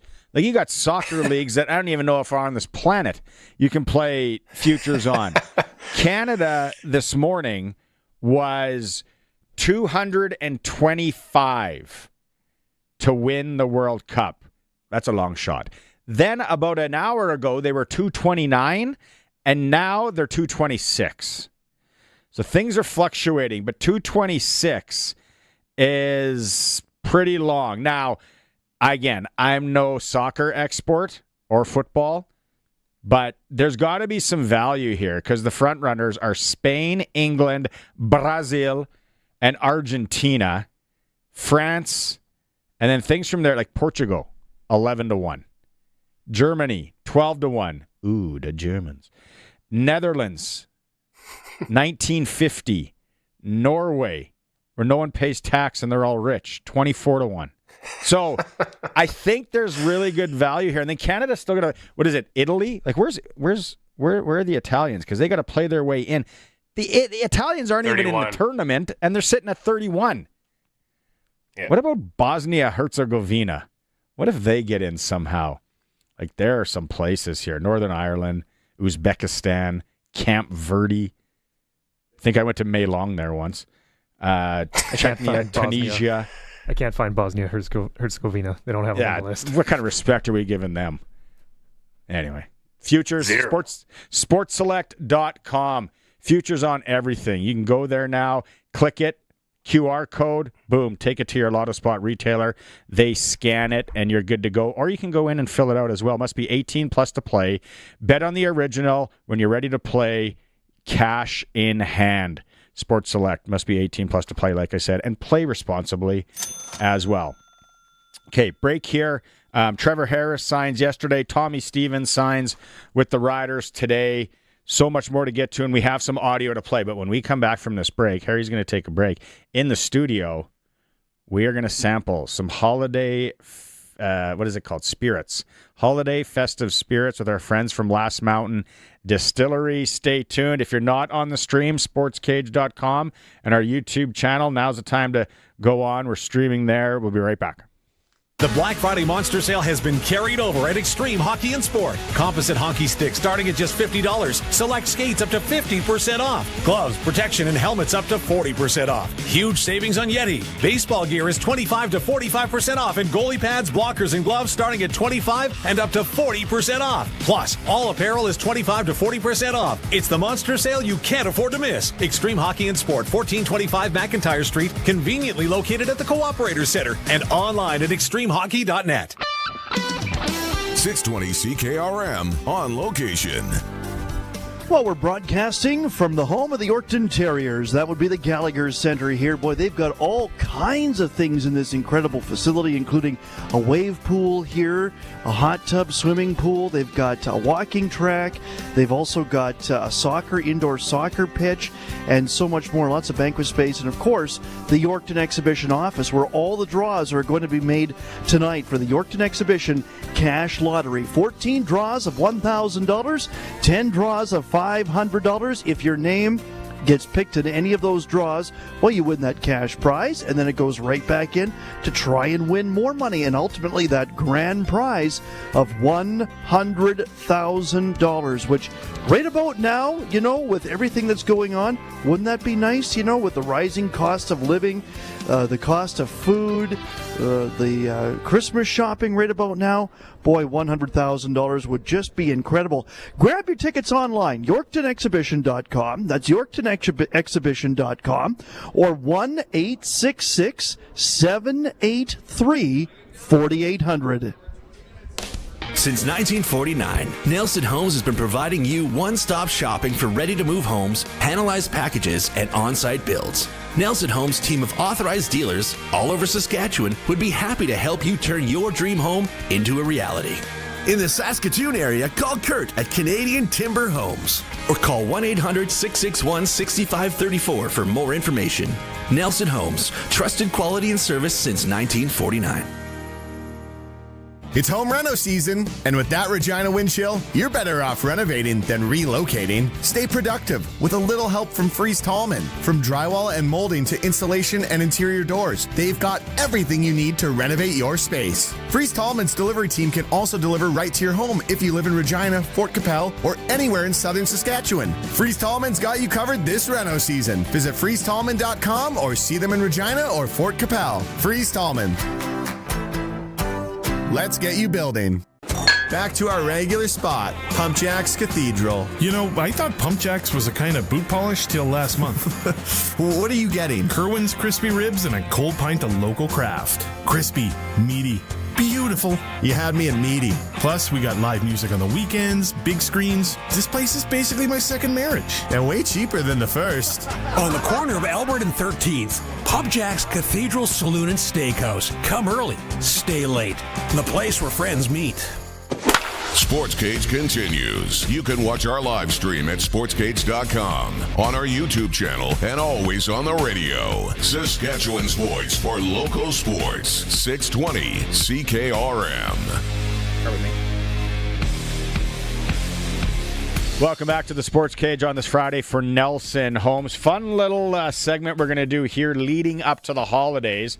We talk local sports. We're all about local sports. What about local businesses? Braden Rayway from Last Mountain Distillery is in the studio here. Last Mountain Distillery, Lumsden, Saskatchewan. That's where the distillery is. Local. You guys are obviously, you can pick up the products as well at all liquor stores as well. But it's 15 years in 15 Lumsden? years, yeah. Yeah, and it how did just give us the quick 30 seconds on how it all started and now where it is. Business partners started in their 2-car garage, and we've kind of grown from there with obviously the great support of Saskatchewan. So, and it started with a vodka? Yeah, mostly vodka. Quicker to turn around. You don't have to wait the 3 years for like a whiskey. So, you guys are very, very popular for the dill pickle vodka. Would that be kind of one of the I guess the main seller? Yeah, especially the first 10 years. Just as our whiskey continued to grow and get older. Now I think it's sort of shifting towards that whiskey market a little bit more, but definitely, especially in Saskatchewan, like who doesn't love a Caesar? Oh yeah, and especially on like Christmas morning, and get the heartburn going with the kubasa, or after a long Saturday night. The other thing I love about you guys too, besides the fact that you're local, is your gin. And I'm a gin guy. I love it. And I'd put your gin right up there against any. Yeah, we created for my partner Colin, his grandmother, who just passed away, but she was a war bride from England.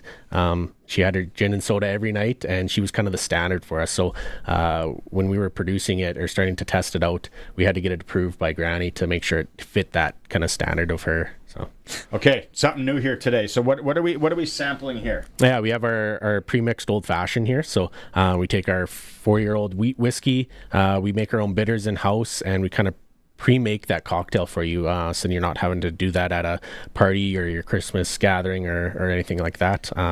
Just take it, pour it over ice, and ready to go. Okay, so you literally poured it over ice. Like, I feel very sophisticated when I have just a little bit of something in a cup with glass like that. But you put cherries in it? Yeah, you could do a little maraschino cherry there. Typically, you're kind of taking orange peel and doing it around the zest around the rim. Yeah. Curtis is in studio. Curtis, he sniffed us out from down the hall.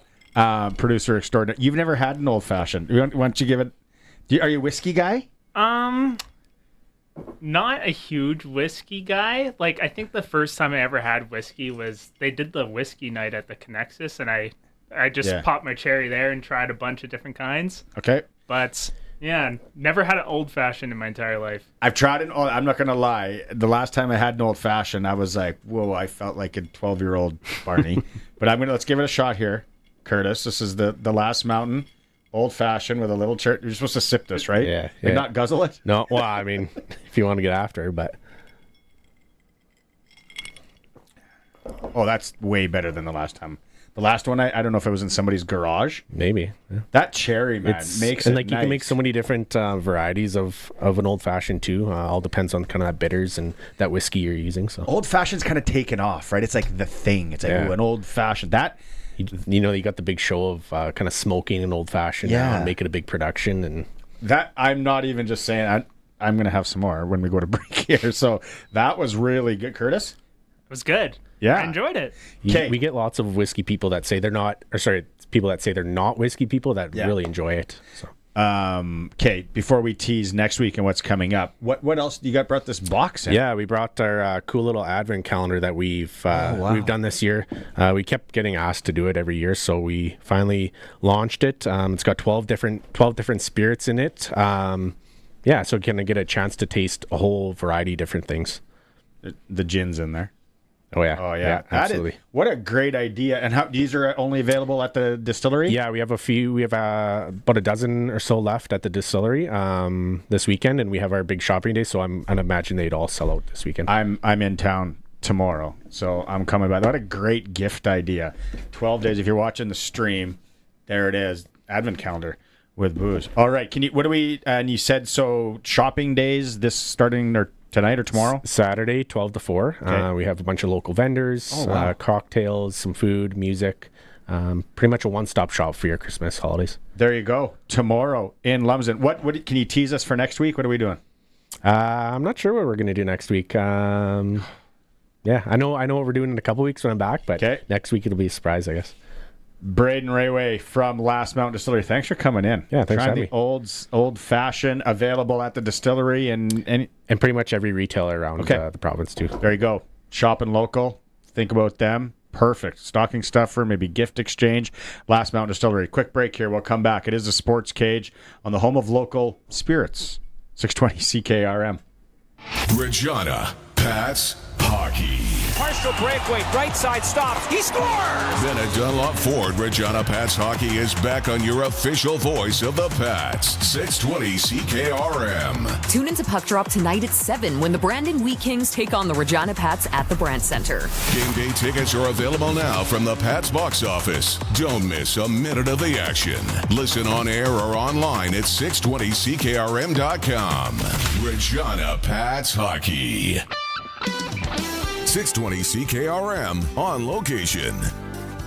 Well, good afternoon. Cody Glyden broadcasting back here at the Gallagher Center in beautiful Yorkton, the home of the Yorkton Terriers and the home of the Yorkton Exhibition. You know, every summer I used to come up to the exhibition as a kid, had so much fun. I think the first time I ever got sick on a ride was at the Yorkton Exhibition, and that's no lie. I'm pretty sure that was actually the first time. But you know what? It was still a lot of fun, and I don't regret it a bit. And there are so many stories like that of people just having a great time time at the Yorkton Exhibition or the Harvest Showdown, or they have truck and tractor pulls too, don't they? Yeah, they do. Yeah, and they've got the PBR that comes through. And to keep that type of programming going and to keep those memories going, they want to have this fundraising lotto. And in return, you just might get $100,000 in cash. Tonight, as early as tonight, 9 o'clock, is when all 25 draws will be happening, 26 including the 50-50. But you've got to have a ticket, 1-866-783-4800. Tickets are $100 each. You can also get them online at YorktonExhibition.com. Since 1949, Nelson Homes has been providing you one-stop shopping for ready-to-move homes, panelized packages, and on-site builds. Nelson Homes' team of authorized dealers all over Saskatchewan would be happy to help you turn your dream home into a reality. In the Saskatoon area, call Kurt at Canadian Timber Homes. Or call 1-800-661-6534 for more information. Nelson Homes, trusted quality and service since 1949.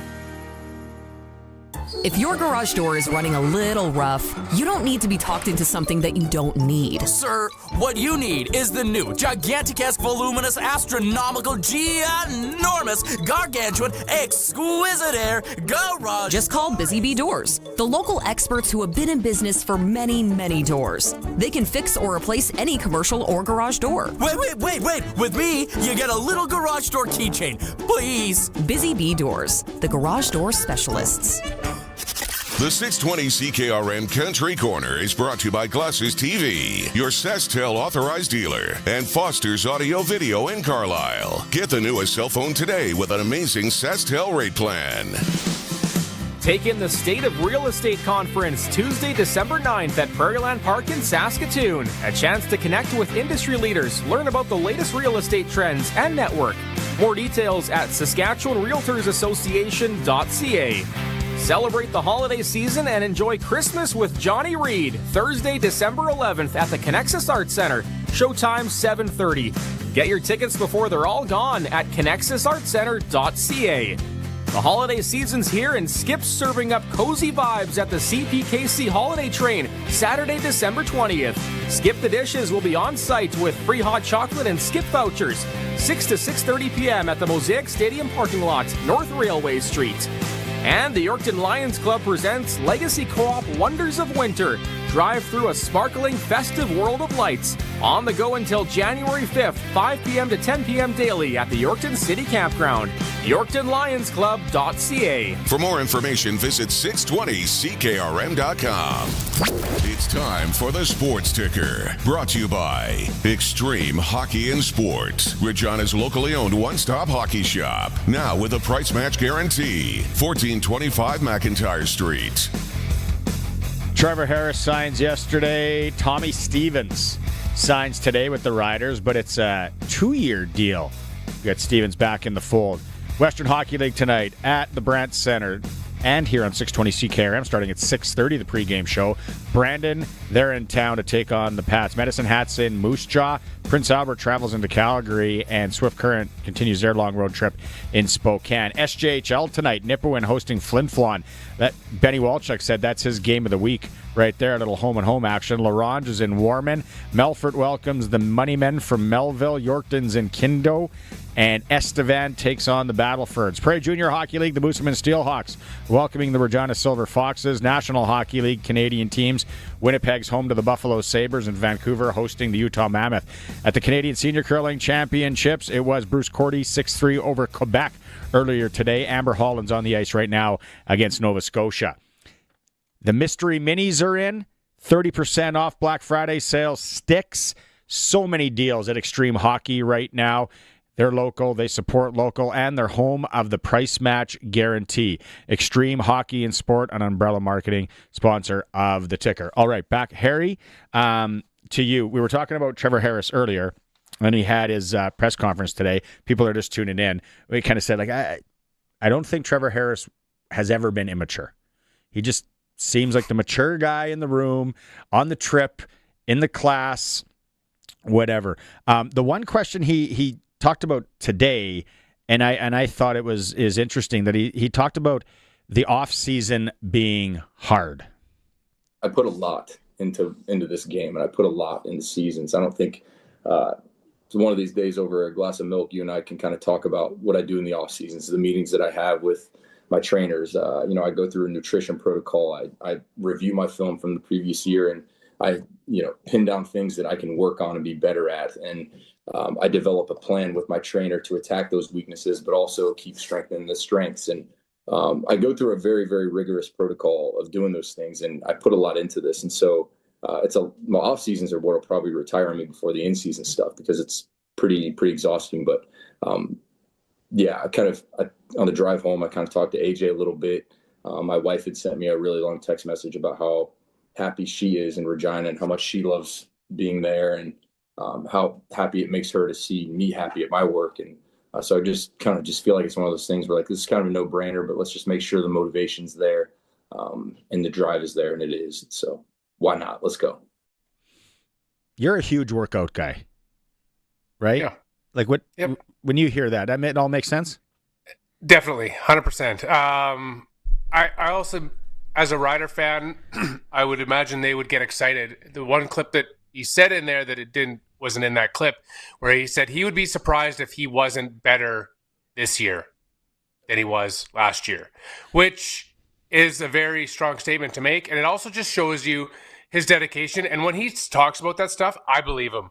Like, that's not a guy who's just like, I'm going back home, I work hard, I put in the work. I believe everything that guy does is with the intention to be better at the little things that he wasn't at, and he's looking to constantly improve. I buy it. I buy stock in what Trevor Harris is saying. So do I. That's what I'm saying. So back to that comment, he did talk a little bit more, and he said he'd be shocked if he wasn't a better player next season. I'm still curious what my ceiling is as a player. I can't assure you of very much in terms of next year, but the one thing I can assure you is I won't be outworked.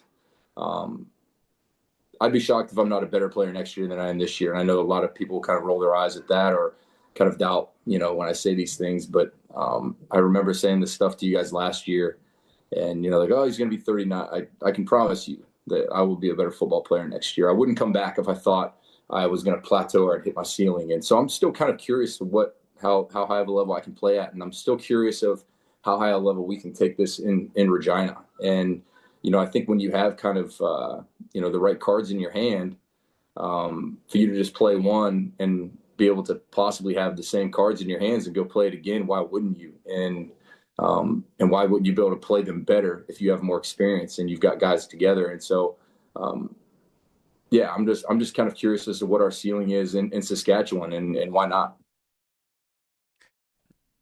The thing about that, so both those two clips together, you put those together, and the type of guy that has to play with Trevor Harris has to buy that mentality. He is not going to suffer prima donnas. If you aren't putting in the work, he's going to ask you, why aren't you working as hard as I am?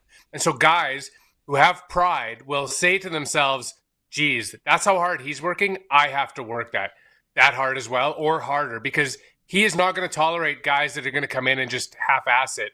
That's why AJ Ouellette works well there, because he's at the same mindset, I think. I think that they're both like, this is what I'm willing to do. What are you willing to do? And if you're willing to just coast on your talent, there's a famous quote out there from David Goggins, I think it is. It says, hard work beats talent every day of the week. Maybe not immediately, but in the long run. And so Trevor Harris, AJ Ouellette, those are the guys who put in hard work. Jamarcus Hardrick. Yeah, right? That's why they win. And that's why they win. A lot of it, like when he speaks too, and to your point, it's not that cheesy, like rah where it's like, oh, phony baloney. It's all, and I get some teacher, like educator in him when he speaks. Obviously, living with one for 20 years, I get that, right? And it's like, okay, you're not doing this. This is what we're doing wrong. I forget how my wife puts it. It's like, you're fixing the problem, where I'm more of the emotional, like, yell and be like, what are you doing? And it's like, hey, we have to dissect why we're not doing this properly. Now, this is what we have. Here's our data, or here's what we're not doing. Now let's go do it properly. Then you don't do it again. properly, and maybe it is because of hard work or whatever, then there's an issue. He just speaks like probably a coach, maybe down there. I don't even know if it's a coach. Just the thought out, and to your point, I think it's a great point on where it's like, if you're not going to work as hard as me, you better be damn close. Because to coast in here, to come in with gold chains and disrupt, it ain't gonna fly. And that's okay. It was kind of like that with Tom Brady. Yep. Yeah, totally. We don't do it that way here. That's not how we operate. I mean, if I'm that guy's teammate, I'm running through a wall for him, just based on how he approaches the mindset. I can't. Anybody who says I won't be outworked, they work hard. That's not lip service, because guys would stop and just say, I work hard, and they don't. But when you say I won't be outworked, I believe that you're putting in your lion's share of the work. Chili Willie's pumped to have him back, says he's a class act and a professional, natural leader. Rough Rider guy says we need Hardrick back to keep Harris standing upright. I agree. I think we need Brammer back. I would like Tate back, so on and so forth. All right, 2 hours just like that. I got an old-fashioned waiting for me here. So we're going to come back. People, Eric Francis in hour 3. 2 old-fashions. Speaking of somebody who's had an old-fashioned. I'm going to save some of Eric's on. He'll love it. And then we're going to talk to Joel Houseman from Hockey Sask on a big weekend for the bantam-aged boys in our province. And then if you missed the interview with Mayor Chad Bachinski in Regina, we're going to have that again. Full 3 hours coming back at you. We'll be back in a moment. This is 620 CKRM Regina, the voice of Saskatchewan, a Harvard media station. Streaming everywhere at 620CKRM.com. It's 5 o'clock. Good evening. I'm Corey Atkinson from the SaskToday.ca newsroom with your 620 CKRM News for Echo Sound in Fort Qu'Appelle. Stay connected with a new cell phone from Echo Sound. Call 306-332-6711. Scott Moe is holding strong in the national popularity rankings. The Angus Reid survey of premiers shows Moe's approval has improved to 53%, up 3 points from the last quarter. He trails only Manitoba's Wab Kinew and New Brunswick's Susan Holt. Nova Scotia's Tim Houston rounds out the top 4 at 50%. Multiple reports of elk shot and left to waste has conservation officers busy and agricultural producers frustrated. These incidents were reported during the antlerless elk season between November 20th and 27th in several areas of the province. Executive Director of the Saskatchewan Wildlife Federation, Todd Smith, says a conversation with government officials is being planned. We would like to engage with Ministry of Environment, but that's going to take time, right? They have to compile all the data first. It'll be interesting to see that data when it comes out, as far as the number of licenses sold per zone and whether or not it achieved the goals that they were looking for it to achieve. The government said the short hunting season for antlerless elk was intended to address the conflict between producers and wildlife, but Smith says the goal could have been reached in a different way. A CIBC economist says a big jobs gain in November was not as strong as the headline from Statistics Canada. The agency says the labour market added 54,000 jobs last month, good enough to drive the unemployment rate down 4 ticks to 6.5%. But CIBC senior economist Andrew Grantham says most of these jobs were in part-time work and growth was narrowly focused on just a few sectors. Yeah, it's a very difficult one to try and figure out. We would suggest that the truth kind of lies somewhere in between the headline numbers and some of the underlying detail, where the labour market and the economy is starting to improve, but maybe not quite as quickly and dramatically as the headline numbers suggest. November saw a big gain of 50,000 jobs for youth aged 15 to 24 after a tough year in the labour market for young workers. And a University of Calgary neurologist is part of a study recommending a new treatment for migraine sufferers. Dr. Serena Orr has helped draft new guidelines for the American Headache Association, which recommends occipital nerve blockers be injected into the back of the head to help relieve the pain. Orr says she only realized how bad a migraine could be after moving to Calgary. It is super ironic, and I'm a headache specialist, but I had mild headaches in all the other places that I lived, once in a while, and never thought anything of it. And then, the first time I had a severe migraine attack was here, and it was during COVID, and I literally thought I had COVID. Orr says she has researched and treated migraines for years and was the lead author on the last guidelines in 2016. That was your 620 CKRM News. Read more stories from around your community and around the province at sasktoday.ca and 620ckrm.com. Phil Spivak is back with your weather. 620 CKRM on location.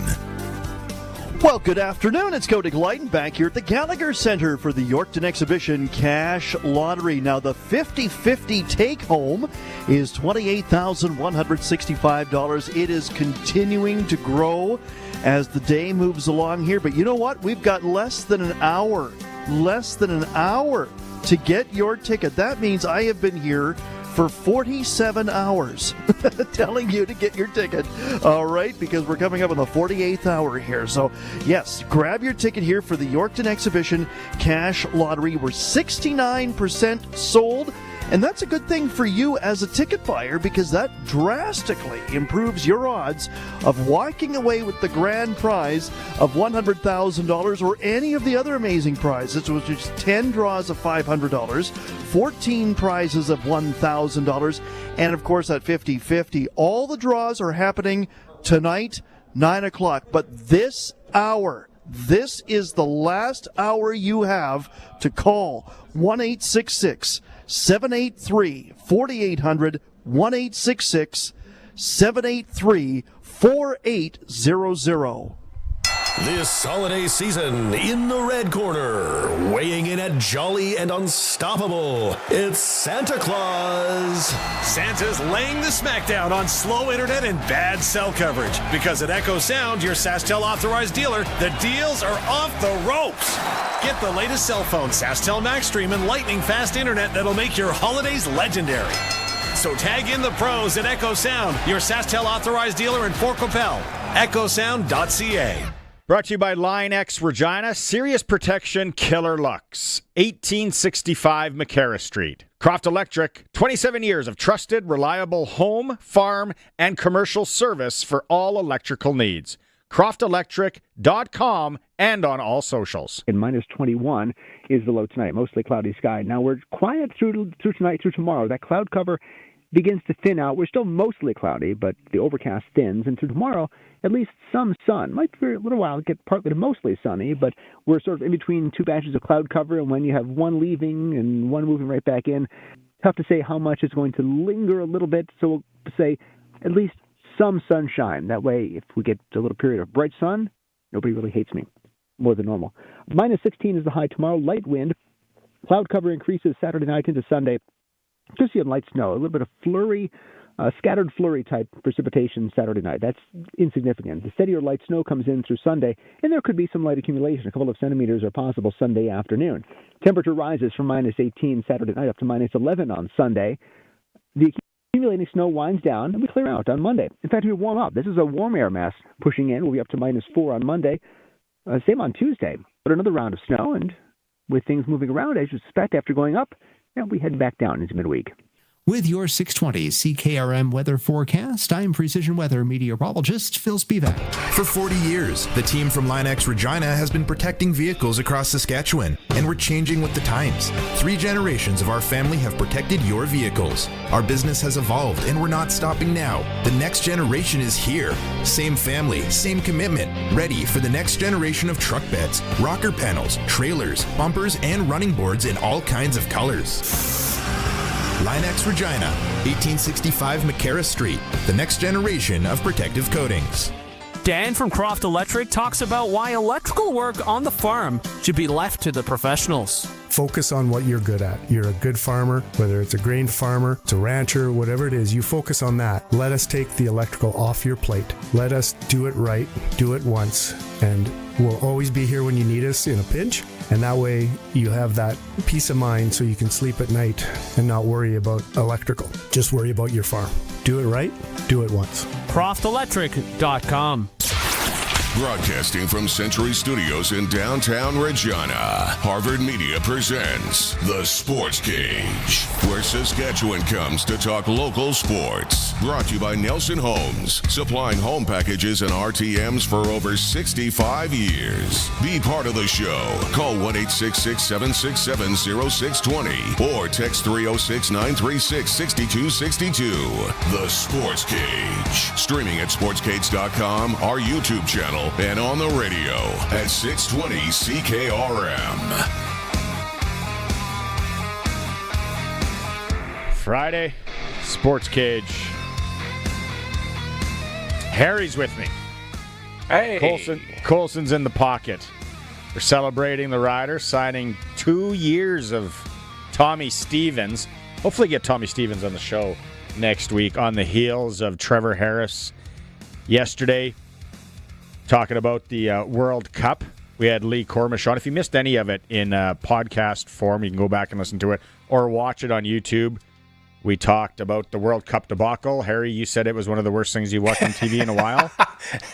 Definitely, or none. I'm like, I want to go back and rewatch it now. It sounds so bad. And you make a good point where they rehearsed everything and it was still bad. Yeah. If you're a fan of awkward pauses, this is right up your alley because it's all just like lots of looking around, like you, me. No, wait. Hold on, we got it. Wait a minute. I don't know. Like lots of that. And that's it's like the biggest sporting event in the world, and you butchered it. You made it just. Was there any cheesy laughing? Lots. I think the thing with the athletes, the four guys doing the balls, the hosts kept telling them, "You're doing a great job. You're really doing a great job." They're unscrewing ping pong balls and reading a country's name, and they're like, "You're doing a great job." Like, you know how many times they said it? It's ridiculous. I'm like, I'm Tom frickin' Brady. I don't need you to tell me that I'm doing a good job unscrewing ping pong balls. It just seemed so patronizing. It was brutal. I'm gonna have to watch. Actually, Colin Lovequist sent me a link, I think, with a bunch of clips and snippets from social media will go nuts. This is the stuff that the internet is made to dissect. There'll be memes galore. Lee Kormish, our soccer insider, was there in D.C., so he joined us in hour one. You can go back and listen to that. Mayor of Regina, Chad Bachinski, he was in. We're going to replay that at the back end of this hour. Arash Madani. We dissected the Riders and Trevor Harris signing and what's going on in Toronto with Arash. This hour, Eric Francis is standing by. Then we're going to talk to, from Hockey Saskatchewan, Joel Houseman about a big event starting this weekend for Hockey Saskatchewan with bantam-aged boys in Aberdeen and Lumsden. Also, thanks to the team from Last Mountain Distillery for stopping by. You're not a real big drinker. Old-fashioned guy? I've had an old-fashioned. I'm not a whiskey guy, but they kind of sold me on you don't have to be a whiskey guy to like the old-fashioned that they make. So I'm gonna give it a shot, actually. I like the sophistication of it. That's what I said. I feel so much smarter and mature when I drink it. Just anything with just ice in it. I'm like, no definitely mix. Mature. I'm definitely like, yeah, I know. I like it too. Those are the guys my dad hung out with. The guys that would drink with no mix. I'm like, those I like are it men. until I have to taste it. And then it's like, I'll pass. I'm good. I'll just hold it. You go back and listen to any of this tomfoolery in podcast form. We still got an hour for you. Last Mountain Distillery, they said they got 10 of those advent calendars with little booze bottles in them. I'm going there tomorrow into the valley. I'm picking. What a great Christmas gift. Boom. For sure. All right. He's with us. Oh, this could be wild. Ooh. Let's talk to Eric Francis. Now for Inside the NHL with Eric Francis on the Sports Cage. Inside the NHL is brought to you by Sports Select. Getting in on more of the sports action you want is as easy as playing at sportsselect.com. Simply make your picks online, generate your QR code, and lock in your bet at your local Lotto Spot retailer.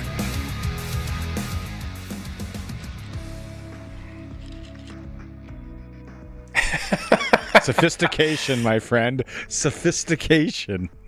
Congratulations for joining the adults with ice in your drink. That's amazing. Wow. Never saw that coming. You sent me a video from Nashville last week, and we're just full of beer bottles. They're not making beer in bottles anymore in Canada. They're trying to go away from that. What the hell are they serving? It just draft? They just want draft everywhere? Cans. Aluminum. Cans, Eric. Oh, stubbies. Okay, yeah, I got it. Yeah. No, I'm not a beer guy. I was the other night at Tootsie's because it just went in Rome. But, I'm a big rum and Coke guy. And there's one place in the world that I'm aware of that serves rum and Coke on tap with a frothy head on it. It's in Australia, in Bundaberg region.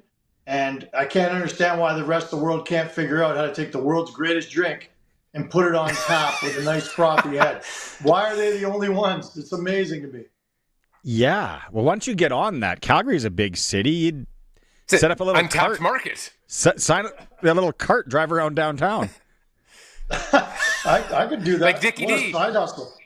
What could go wrong if I just drove around all day with a truck full of booze? In downtown Calgary. Yeah. Crazy. Hey, speaking of Calgary, how the heck did the Flames beat the Minnesota Wild 4-1 the other night? What a league, eh? Minnesota had Festivus miracle.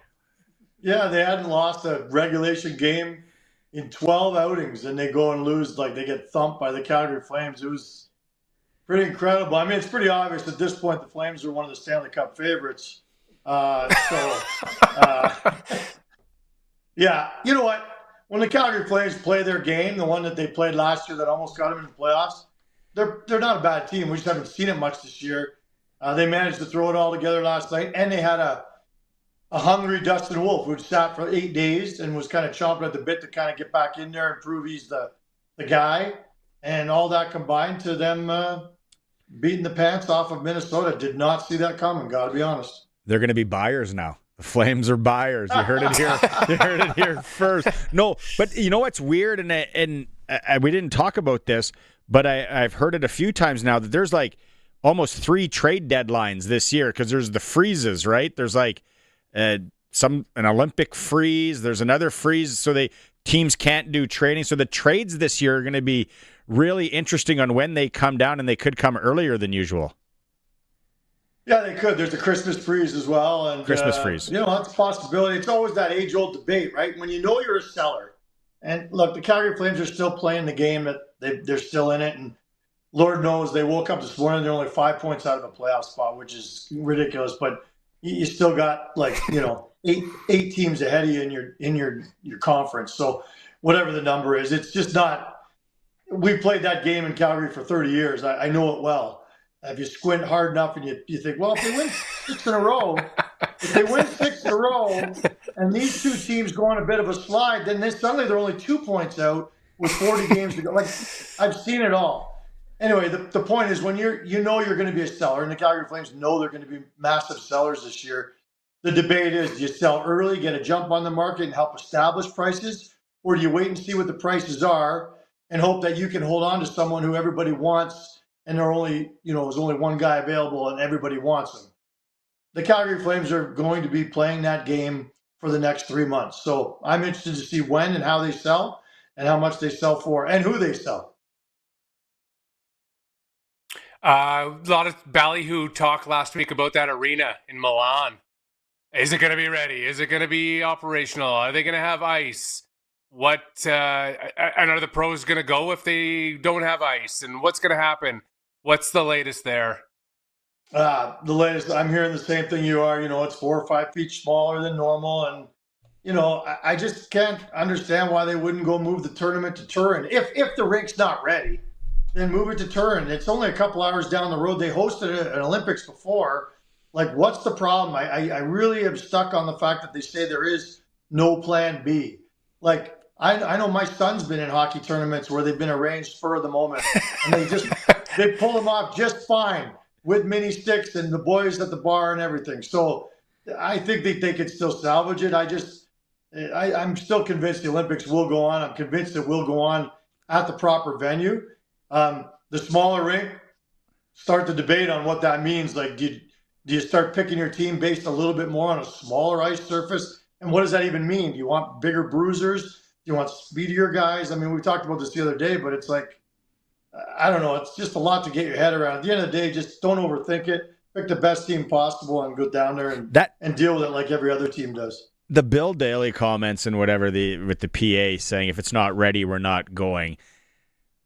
I would be hard pressed to believe that some of the players that are going to the Olympics, some guys' last chance, some guys maybe their only chance, that they're like, yeah, no, that's fine. We're not going to go now. There's got to be guys that are like, hey, listen, Bill, I'm going to play in the bloody Olympics for Canada. Yeah. That reminds me of a story Kelly Rudy always talks about, the 87 Canada Cup. He was the third goalie in that tournament. And they lost or tied a game early in the tournament, or it might have even been exhibition heading into the tournament. And Mike Keenan storms in, and it's a night off in Calgary, and all the boys are pretty excited about it. They had a lot of plans set up. And he walks in and he goes, boys, curfew at 10:30. And Mark Messier stands up and goes, no, there'll be none of that. And he marches right into the coach's office, comes out 5 minutes later and goes, boys, have a great time. There's no curfew tonight. It's all figured out. I say that story because that's the kind of response you're going to get from Sidney Crosby, Connor McDavid, and those boys. Hey, Bill, you can huff and puff all you want and say we're not going. There'll be none of that. We're going. Have a good time, boys. Let's talk about some young guys. I watched now 2 games, and I had to do the old eyeball check. Not that he isn't a great hockey player. Connor Bedard is playing really good hockey. Yeah. I've watched Celebrini once. Maybe I got to watch it more. I don't know how he doesn't play on this Olympic team. I guess you got to move. You guys got to move position too. I can't see them both making the team. No, I just you don't can't. need both. I don't think you need both, and I don't think you'll see both, and I don't think you're going to see Bedard. And I know he's making a hell of a push, and I give him all the credit in the world. I'm not sure I thought this kid was going to turn it around this quick, or if at all, given the last season he had, last couple of seasons. But like the Celebrini's 200-foot game is heralded around the league already at the tender age of 20. Bedard doesn't have that same reputation as being a 200-foot player. He's an incredible finisher. We're watching that every night. He's right there in the top 3 or 4. But let's pump the brakes now, just thinking just because he can put it in the net means he's on the team. They got lots of guys who can put it in the net. Do they have guys they can trust every inch of the ice, no matter how big the surface is? I'm not sure Bedard falls into that category, because also the body of work is too small as well. There's other guys who've been putting together far better arguments for the last 2 or 3 years. People don't forget, and there's politics everywhere, whether they want to admit it or not. So please convince me that Celebrini playing World Championships last year and Bedard sitting out doesn't factor into the decision that Celebrini's going to be on that team and Bedard isn't. Yeah, that's a great point. Like, Hockey Canada never forgets those things. And every guy last year who was asked to go pretty much jumped at the chance because they knew what was involved. There were strings attached to that invite. Yet Connor Bedard said no. He took a beating because of it. Now, he's being praised now because people are saying, well, good on him. He took a beating, but he said he did it because he needed to work on his own game. And clearly it worked. But at the end of the day, he still burned some bridges. And all things being equal, when bridges are burned, it comes back to haunt you. Bobby Clark in 1998. Harry, you know how much I despise Bobby Clark for some reason. But when they came out with that Nagano team, do you remember Gretzky, Lindros, Pronger on the back end, McInnes, Brodeur, Rob Zamner? Yeah. That is such a famous one, right? That of all it might be the most famous of all the picks ever in the history of the team. And look, Sam Bennett is the modern day Zamner, but it worked out. You know what I mean? Like, he really was one of the outliers. We were like, really? Sam Bennett in this tournament? But it worked out, and he just proved that he was the best player in the world when it mattered most in the playoffs last year. And during that tournament, he was a hell of a player. He's one of the biggest reasons why Canada won that tournament and that big game. So you're going to take swings and misses. Boy, you better be damn sure if you're taking a Rob Zamner this year. But that's why I think I mentioned this earlier in the week when we talked. Bill Guerin had those comments, and I think they apply to all the GMs there. This is not, hey, who's the hottest kid coming into the tournament? This is who's got the body of work that makes me feel he can contribute the most. So, again, Sam Bennett gets the benefit of the doubt because of what he's proven as the Rob Zaminer type, the role guy. Harry, you want to talk about another young guy?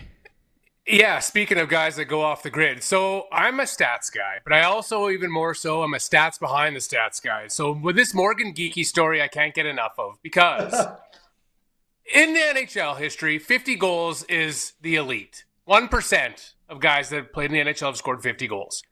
Morgan Geekie, who was left for dead from Carolina in the expansion draft, Seattle couldn't make him work, is finding new life in Boston. He's on pace for 50 goals. Could he be the most unlikely 50-goal scorer in the history of the NHL? Well, we're not even halfway there, so we'll slow down. But I hear what you're saying. I've been following very closely too.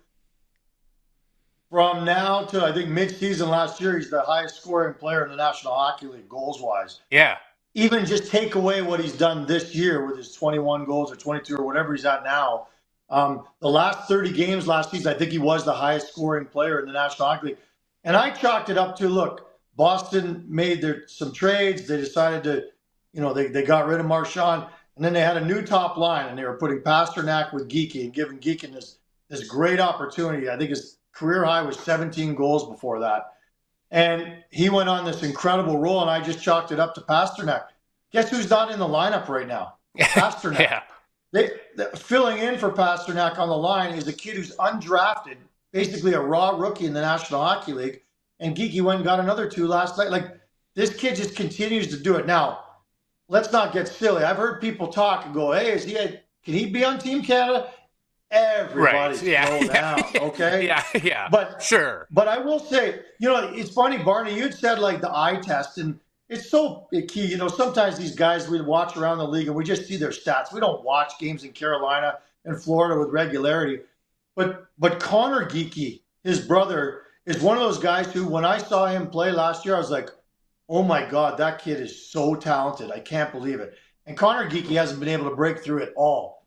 But my eye test told me that guy's going to be a star, not just a good player.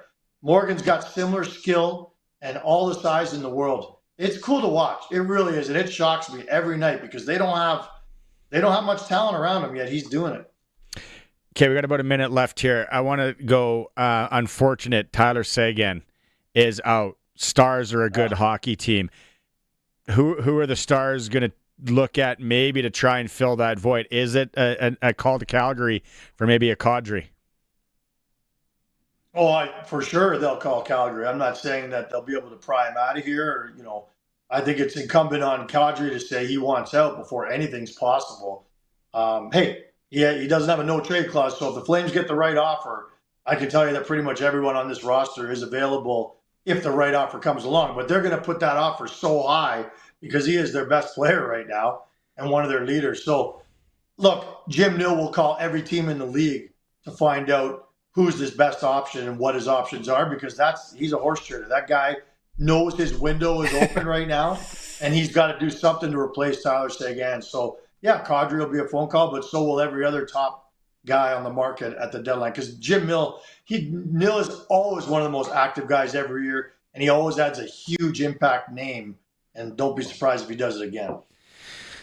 Little known fact, Rob Zaminer finished his career in 205-06 with Basile in the Swiss Professional League. He scored 1 goal out of 2 assists in 12 games. Yeah, but he was a role player. He played a hell of a role. I think he went out and got all the subs. He got all the subs after the game. Yeah. Hey, I'm a man. A drink with ice. I feel like I'm going to go fix a transmission. I was so sure that was a rum and eggnog. But thanks for jogging my memory. I'm going to go get one right now. You know it. You know it, buddy. All right. Talk to you next week. Have a good weekend. Cheers, boys. Have a great weekend. See ya. There's our NHL insider, Eric Francis. It's brought to you by Sports Select. You can make your picks online. You generate a QR code, lock it in, and take it to your local Lotto Spot retailer. Every bet is 100% illegal. Must be 18 plus to play. When you're ready, bet on the original. You get cash in hand. Sportsselect.com. Break time? Okay, we got to go to break. Colson saying break. We'll have some old-fashioned. Go to break. It's a Sports Cage on 620 CKRM. Regina Pats hockey. Partial breakaway, right side stops. He scores! Then at Dunlop Ford, Regina Pats hockey is back on your official voice of the Pats. 620 CKRM. Tune into Puck Drop tonight at 7 when the Brandon Wheat Kings take on the Regina Pats at the Brandt Center. Game day tickets are available now from the Pats box office. Don't miss a minute of the action. Listen on air or online at 620CKRM.com. Regina Pats hockey. 620 CKRM on location. Well, we've got about 31 minutes remaining to get your ticket here for the Yorkton Exhibition Cash Lottery. Bet you 31 minutes, and I'm just taking a quick look here at the 50-50, which is a total $56,330. That's the total, $56,330. Of course, if you happen to win that, you'll get half that, but that's going to continue to grow yet. We're about 69% sold. At this point, we are probably closing in on 70% sold here with the Yorkton Exhibition Cash Lottery. Comes to an end tonight, 6 o'clock. The draws are at 9 o'clock, just in time for the weekend. Nice little early Christmas present just for you. $100,000 in an envelope coming your way if you happen to get a ticket and they happen to draw your name. In all, you're going to have 25 chances to win anywhere between $500 and $100,000. Boy, that would be unbelievable this time of year, wouldn't it? 1-866-783-4800, 1-866-783-4800, or online, YorktonExhibition.com. Since 1949, Nelson Homes has been providing you one-stop shopping for ready-to-move homes, panelized packages, and on-site builds. Nelson Homes' team of authorized dealers all over Saskatchewan would be happy to help you turn your dream home into a reality. In the Saskatoon area, call Kurt at Canadian Timber Homes or call 1-800-661-6534 for more information. Nelson Homes, trusted quality and service since 1949. Howdy, y'all. Wood Country Woody here. I was looking at the Farmer's Almanac the other day, and it says we're in for glacial cold this winter. So you know I went straight to Wood Country for John's Manville Insulation. Just none finer at keeping things toasty and saving all kinds of cash on the heating bills. Keep the heat in the house and the cash in your wallet with John's Manville Insulation from Wood Country in McLean, Estevan, and Tisdale. Your home is your castle. Wood-country.com. Ever seen a cow in a toque or a sweater? You probably could. They're not fans of winter either. When it's freezing out, your herd still needs water. But good luck convincing them to trek half a mile through snowdrifts for a drink. That's where Keln Solar comes in. Their solar livestock watering systems let you drop a pump just about anywhere. No grid, no trenching, no drama. So let the cows stay cozy. You move the water. Keln Solar. They move water because your cows won't. Visit kelnsolar.com. It's time for the Sports Ticker, brought to you by Steelcraft Doors Regina, made in Western Canada for Western Canadians. Trevor Harris signed yesterday. How about a little Tommy Stevens signing today, a 2-year deal with the Riders? He'll be back in the fold. Hockey, lots of it tonight in the area, right here on 620 CKRM. Pregame show starts at 6:30. Regina Pats hosting the Brandon Wheat Kings. Other Saskatchewan teams in action. Moose Jaw hosting Medicine Hat. Prince Albert's in Calgary, Swift Currents in Spokane. SJ, big one. Flin Flon in Nipawin, 7 p.m. La Ronge's in Mormon. Melville's in Melfort. Yorkton at Kindersley. Estevan travels to the Battleford. Prairie Junior Hockey League in Moosomin. It's the Steelhawks hosting the Regina Silver Foxes. National Hockey League Canadian teams, Winnipeg hosting Buffalo, and Vancouver welcomes Utah. Senior Curling Championships, it was Bruce Cordy 6-3 over Quebec. Amber Hall in Nova Scotia still on the ice. No score to report there. Sports Ticker is for Regina Steelcraft Doors, made in Western Canada for Western Canada. They got a 40,000 square foot facility that gets you hooked up with any garage door you have. Is Harry still there? Yes. Harry, I know you got to leave before we talk to Joel from Sask Hockey. Okay, in closing today, who do you think the next rider is that signs? Probably next week. Let's go with Emily. We're going to go with MLS. MLS? Yeah. And I'll be really curious to hear the number amount there. He's going to get paid. Everyone thinks he should. Maybe it's just because I'm cheap. I'm like, squeeze it out. Thanks for that. Thanks for being here, buddy. I know you got to go. Of course. Appreciate it. Maybe next week again. Absolutely. All right. We're going to come back with Sask Hockey's Joel Houseman. Big weekend for Sask Hockey in Lumsden and Aberdeen. And then if you missed our interview with the mayor of Regina, Chad Bachinski, talking about the rinks maybe closing and all that, he tells us what he can. And outdoor rinks. It's a Sports Cage. Streaming through our YouTube channel, sportscage.com, and on 620 CKRM. So, since that little ding on my car last week, I don't know where to take it. I don't even know. That's easy. Take it to Regina Motor Products. Who said that? I did. Down here. I'm Terry the Tire. Regina Motor Products Chevrolet Collision Center and SGI accredited auto body repair is a full-service collision and body shop that works on all makes and models. Just submit your claim to SGI and set an appointment to get your appraisal done. Easy. I bet you're tired after saying all that. South at Highway 1 and 6, Albert Street. RMPChevrolet.com. 620 CKRM on location. Well, here we go. This is my final opportunity for today to tell you about the Yorkton Exhibition Cash Lottery. What a big lottery this has been, and it all comes to an end in less than a half an hour. Coming up in about 24 minutes time. 24 minutes or so is when ticket sales will be done. You must have your ticket by 6 o'clock to be eligible for all the draws. Now, starting at 9 o'clock tonight, there's going to be 10 draws of $500, 14 draws of $1,000, that grand prize of $100,000, and of course, the 50-50, which is growing and growing and growing. What would you do with that $100,000? If you get that phone call tonight, what's the first thing you're going to do? Are you going to phone your friends, tell your neighbors, hey, come on over, I just won $100,000, or are you going to keep it a secret because you don't want anyone to know that you just won $100,000? Maybe you're coming up on retirement and you're going, yeah, you know what, this would really pay off some bills and just kind of speed up that whole retirement process. YorktonExhibition.com. That's where you can go and buy your tickets online. 1-866-783-4800. One last time from Yorkton, 1-866-783-4800. 783-4800. Get it hot and get it fast. Western Pizza. Holiday season is here, and let's be honest, who wants to cook? Skip the stress. Grab takeout from Western Pizza and keep everyone happy without lifting a finger. And here's a tip. Western Pizza gift cards make the perfect stocking stuffer or last-minute gift. Warm, cheesy, loaded with toppings. It's the gift everyone actually wants. Western Pizza. Dine in or take out today, before your stomach sends out a holiday memo. And get it hot and get it fast. Western Pizza.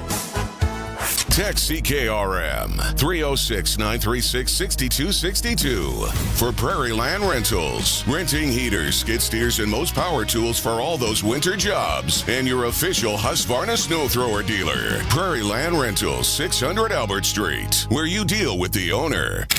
This is Sports Cage. Watch our live stream at sportscage.com and on the radio at 620 CKRM. Welcome back to the Sports Cage on this Friday for Nelson Holmes. Harry had to step away. Other business to deal with. Busy day, busy show. Talked soccer, talked football, talked hockey rinks, more hockey, and a whole lot more. I teed this up earlier. It's a chance to talk to Hockey Saskatchewan and find out more on a big weekend coming up here. So out on the Western Pizza guest hotline, Western Pizza, if you need any kind of gift card for that gift exchange or catering options, Western Pizza, they can hook you up. Joel Houseman's joining me from Hockey Saskatchewan. Joel, thanks for making time today. You're up in Aberdeen, and this weekend it's Aberdeen and Lumsden, the focus, because it's a big weekend for those second-year U15 kids. I still call it Bantam. It's their first weekend of Sask First. Yeah, thanks for having me. Yeah, it's our regional camp weekend. So for the 2011 boys, I still call it Bantam too. I got to check myself, but still calling it the Bantam draft. But it's the Western Hockey League draft that these kids are going to partake in at the end of the year. So this is the first step in our program of excellence, in the Hockey Canada program of excellence. So it's opportunity for any 2011 boy that wants to try out in our program this weekend. So we block hockey for them, so they can't play club hockey, so they could attend these camps and see where they kind of rank against their peers. And it's so this weekend, it's how many in the north and how many in the south, and then if I follow it correctly, then they reconvene in December, north and south in Regina. Yeah, that's right. We have a little over 300 kids, so it's not quite an even split, but about 150 in each camp. So they'll go through practice tonight. Games will start tomorrow and Sunday, and then at the end of the weekend, we select the top 80 out of the North region and the top 80 out of the South region, and then they come to Regina right after Christmas, December 28th, for our top 160 tournament. So these kids, that tournament, go ahead. Yeah, no. So yeah, continue on here, because then after that, it goes down to 80. Is that correct? Yeah, so the top 160 will happen, and then we'll cut it in half again. It'll go to 80. We always do it in Balgonie, the Family Day weekend. So we'll pick the 80 out of that event, and then after the top 80, we'll probably select around 30 to 40 kids to kind of move forward in the next phase of the program, which is our summer camp, our fall camp, our training camp. At the end of this journey, which is about a year from now, we'll select the 2011 boys to go to the Canada Games, which is in Quebec City in February and March of 27. So then the Canada Games, that's like an every 4-year thing, right? It's kind of like the Olympics. It falls. And then this team last year and the year before would have competed in the WHL Cup? Yeah, that's correct. Every non-games year, it's a WHL Cup, and every 4 years, the year after the Olympics is always the Canada Games. So you kind of got to be born in the right birth year, which is lucky for the 2011 boys. But this would be my 5th Canada Games. They're very special. It's like an Olympics, and we're the only country, to my knowledge, that does something like this for youth athletes. So they have a village for the kids, just like they do in the Olympics. It's multi-sport. It's highest level of hockey and other sports. It's a very, very neat experience for them, those that get to go. And, I was talking to some parents about this on the phone earlier this week. Last Canada Games was obviously, 3-4 years ago, but our male team lost double overtime, and it was Matthew Schaefer versus Cole Reshny going head to head in that game. So that's the kind of level it gets to. It was one of the best hockey games I've ever been to. We come out on the wrong side of it, but it was unbelievably fun to watch. So that is really, really cool. So in building this team, are the coaches set into place? When do the coaches get set into place? How are things kind of whittled down in that respect too? Yeah, we just opened our coach applications for the Canada Games. So we opened it December 1st. We'll close it December 15th, and then we'll look at our applicants, interview some people, and then select our coaching staffs for male and female in January. So the coaches will be in place for our top 80 event, and that's when they'll start working directly with the players. When you go to these events, and you said you've been to the Canada Games, WHL Cup this year, Saskatchewan didn't have the greatest tournament. It's always going to vary. When you go to the Canada Games, you name dropped a couple of guys. At that hockey at that level, like from your hockey expertise, what kind of hockey team wins at something like this? The ones, and especially in our province, that have done well are a group of kids that work hard and just buy into what the coaches are selling at the end of the day. We're very Sasky in our province, and we play well when we play to our identity, and that is working hard, never quitting, being ultra competitive, being physical. And we have a ton of skill in our province that, sometimes people don't maybe talk about as much, but we have some very skilled hockey players. We know how to play the game. We know how to coach the game. But when it all comes together, when a group's unselfish and plays for each other, that's when, in my opinion, that's when the magic happens. And that last group, like, we had an unbelievable coaching staff. Ryan McDonald's the head coach of Prince Albert right now. He's having success with Team Canada, but they did a great job. And, you know, that was one of the best teams I've ever seen for younger kids to, like, check your ego at the door and just grind. And, you know, we played a couple of games last time against Quebec and some really good teams, and those kids were just great. Like, they worked so hard, and that's what it takes. Like, at that level, we're a smaller province, so we need kind of everybody on board, all 4 lines, all 6 DL2 goalies. So for us, you know, that's kind of what we're looking for. Even in these weekends, we want, you know, we had a meeting a couple of days ago with our coaching staffs for the weekend. You know, we want high skating ability, high compete, and high hockey IQ. So that's what we're looking for when we start identifying players. Let's talk about the female side, because obviously there's your Canada games and there's a female group going to this, but they don't go this weekend. It doesn't start quite this early, and it's a different age group. Yeah, they're a little bit older. So this year it's the 09 and 10 girls. So it'd be all the girls playing U18 hockey in our province are eligible to try out. That camp is last weekend of January, first weekend of February. I think it's January 30th that it starts. It's the same progression and the same philosophy through everything. It just starts a little bit later. So same thing. Those girls will go through all the same things, same tournaments, same summer stuff, training camp. We'll pick it a year from now again. And they're week 2 athletes. So their tournament will be a little bit later in March at the Canada Games. So each tournament's around 9-10 days each by the time you get there and practice and travel. So they're week 2, just kind of, it's very much like the Olympics still. Okay, so for both clubs, and you know, you talked about picking the kids and all that. You guys also do a bunch of stuff off ice, and you're getting to know these kids and the maturity levels and the IQs off the ice as well, right? Yeah. I always tell the kids, especially, you know, when we get to the tournaments, I kind of come in and introduce myself and go over a few things. But, you know, we're looking for good players, but we're looking for good people. We want high character people and, you know, high character kids that are good human beings and, you know, carry themselves well and will represent our province. And, you know, there's been good players released before for, you know, maybe behaviors they did off the ice or away from the rink. And, you know, it's our belief that just doesn't fit with our team and representing our province. And so that's part of it too. Part of it, especially as you get along in the program, is, you know, one-on-one meetings with coaches and staff and getting to know kids on, you know, personal level and trying to see, you know, how they are as people and how they are as teammates. And that stuff becomes very, very important. You know, you talk to any higher end hockey team, you know, major, junior, or anything like that, they're going to say the same thing. Can we name drop any kids that have maybe there's your Canada Games? Because I remember, I think it was 95.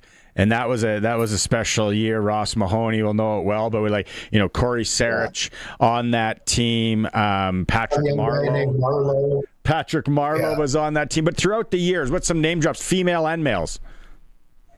Oh man, like I think Emily Clark played in the 2011 Canada Games in Halifax, so pretty big name on the female side there. You know, we've had, you know, Cole Sillinger played in the 2019 Canada Games. Trying to think back to 15, like Jake Lecision was in that group. So, you know, there's always you know, for sure some NHL, Olympic type players in these events. It's really neat to go to and watch from across the country because, you know, I mentioned Matthew Schaefer before, like, you know, you don't get to see that all the time. And so when they're all in one tournament going head to head, you really get to see who it's a best on best. So you get to see who the best in the country at that moment is. And, you know, a couple of years later, obviously, you know, those guys are in the NHL and doing very well. And it's neat to watch. And they're young kids. Like, you know, I remember when Cole Sillinger played on our team, like you watched him at that event and he was the best forward there. Like you could just see it. Like, and, you know, Matty Savoy was there. They're kind of going head to head and, you know, it's from a hockey fan and you know, being around kids that age, like it's fun to watch. Like they're very, very talented and they carry themselves different when they're younger. As you know, Maddox Schultz, the same thing. You just watch them; they're just different, but they're very talented, and it's a very cool thing to watch. Joel, thanks so much for coming and shedding some light on it. We're going to follow this and probably have it on here because we love the local sports and the side of things. You have fun in Aberdeen, Saskatchewan this week, and I don't know what the concession like. It used to be awesome in the old barn. Top shelf up here, top shelf. Looking forward to it. And I'm sure things will be hopping in Lumsden as well. All the best, Joel. Travel safe. Thanks for having me. Right on. There's Joel Houseman from Hockey Sask. Big weekend in the province up in Aberdeen and in Lumsden for the 2011s Jeux Canada Games next year. That's really cool. And then he said the females go at it a little bit later. It is the Sports Cage. What we're going to do here is we're going to rerun, if you didn't hear it earlier, our interview with the mayor of Regina. We're going to talk some hockey rinks. We're going to talk some outdoor rinks and things like that. That's how we're going to wrap up the program. I'm back next Tuesday as per usual. Tegan has the Monday show. So as for that, this is it for me for the weekend. Thanks to Nelson Homes, our sponsors, Western Pizza, Prairie Land Rentals text line. Thanks to everyone who texted in today. Thanks to Harry, who was with you. And, of course, thanks to Colson. Coming up, Mayor Chad Bachinski. It's Sports Cage, streaming through our YouTube channel at sportscage.com. You know that trailer sitting in the yard waiting for insurance work to be completed? It's not fixing itself. Affordable Trailer Sales repairs travel trailers, fifth wheels, cargo, and utility trailers. All makes, all models. Their highly trained techs do the job right the first time, so you don't end up saying, well, that's not fixed. Spots are still open for winter, but not for long. Book your insurance claim repairs now and be ready to roll into spring. Affordable Trailer Sales. Highway 1 West, South Service Road. AffordableTrailerSales.ca. Farmers, Eder Seeds in Richardson needs Richley lentils, and they need them now. If you've got Sask-grown Richley lentils ready for immediate delivery, this is the time to make the call. Move your Richley lentils today. Reach Jim Eder at 306-536-0380. That's 306-536-0380. Eder Seeds, buying Richley lentils now. Don't wait, call today. Whoa, what's that? Oh, that's just my telephone. Are you maybe not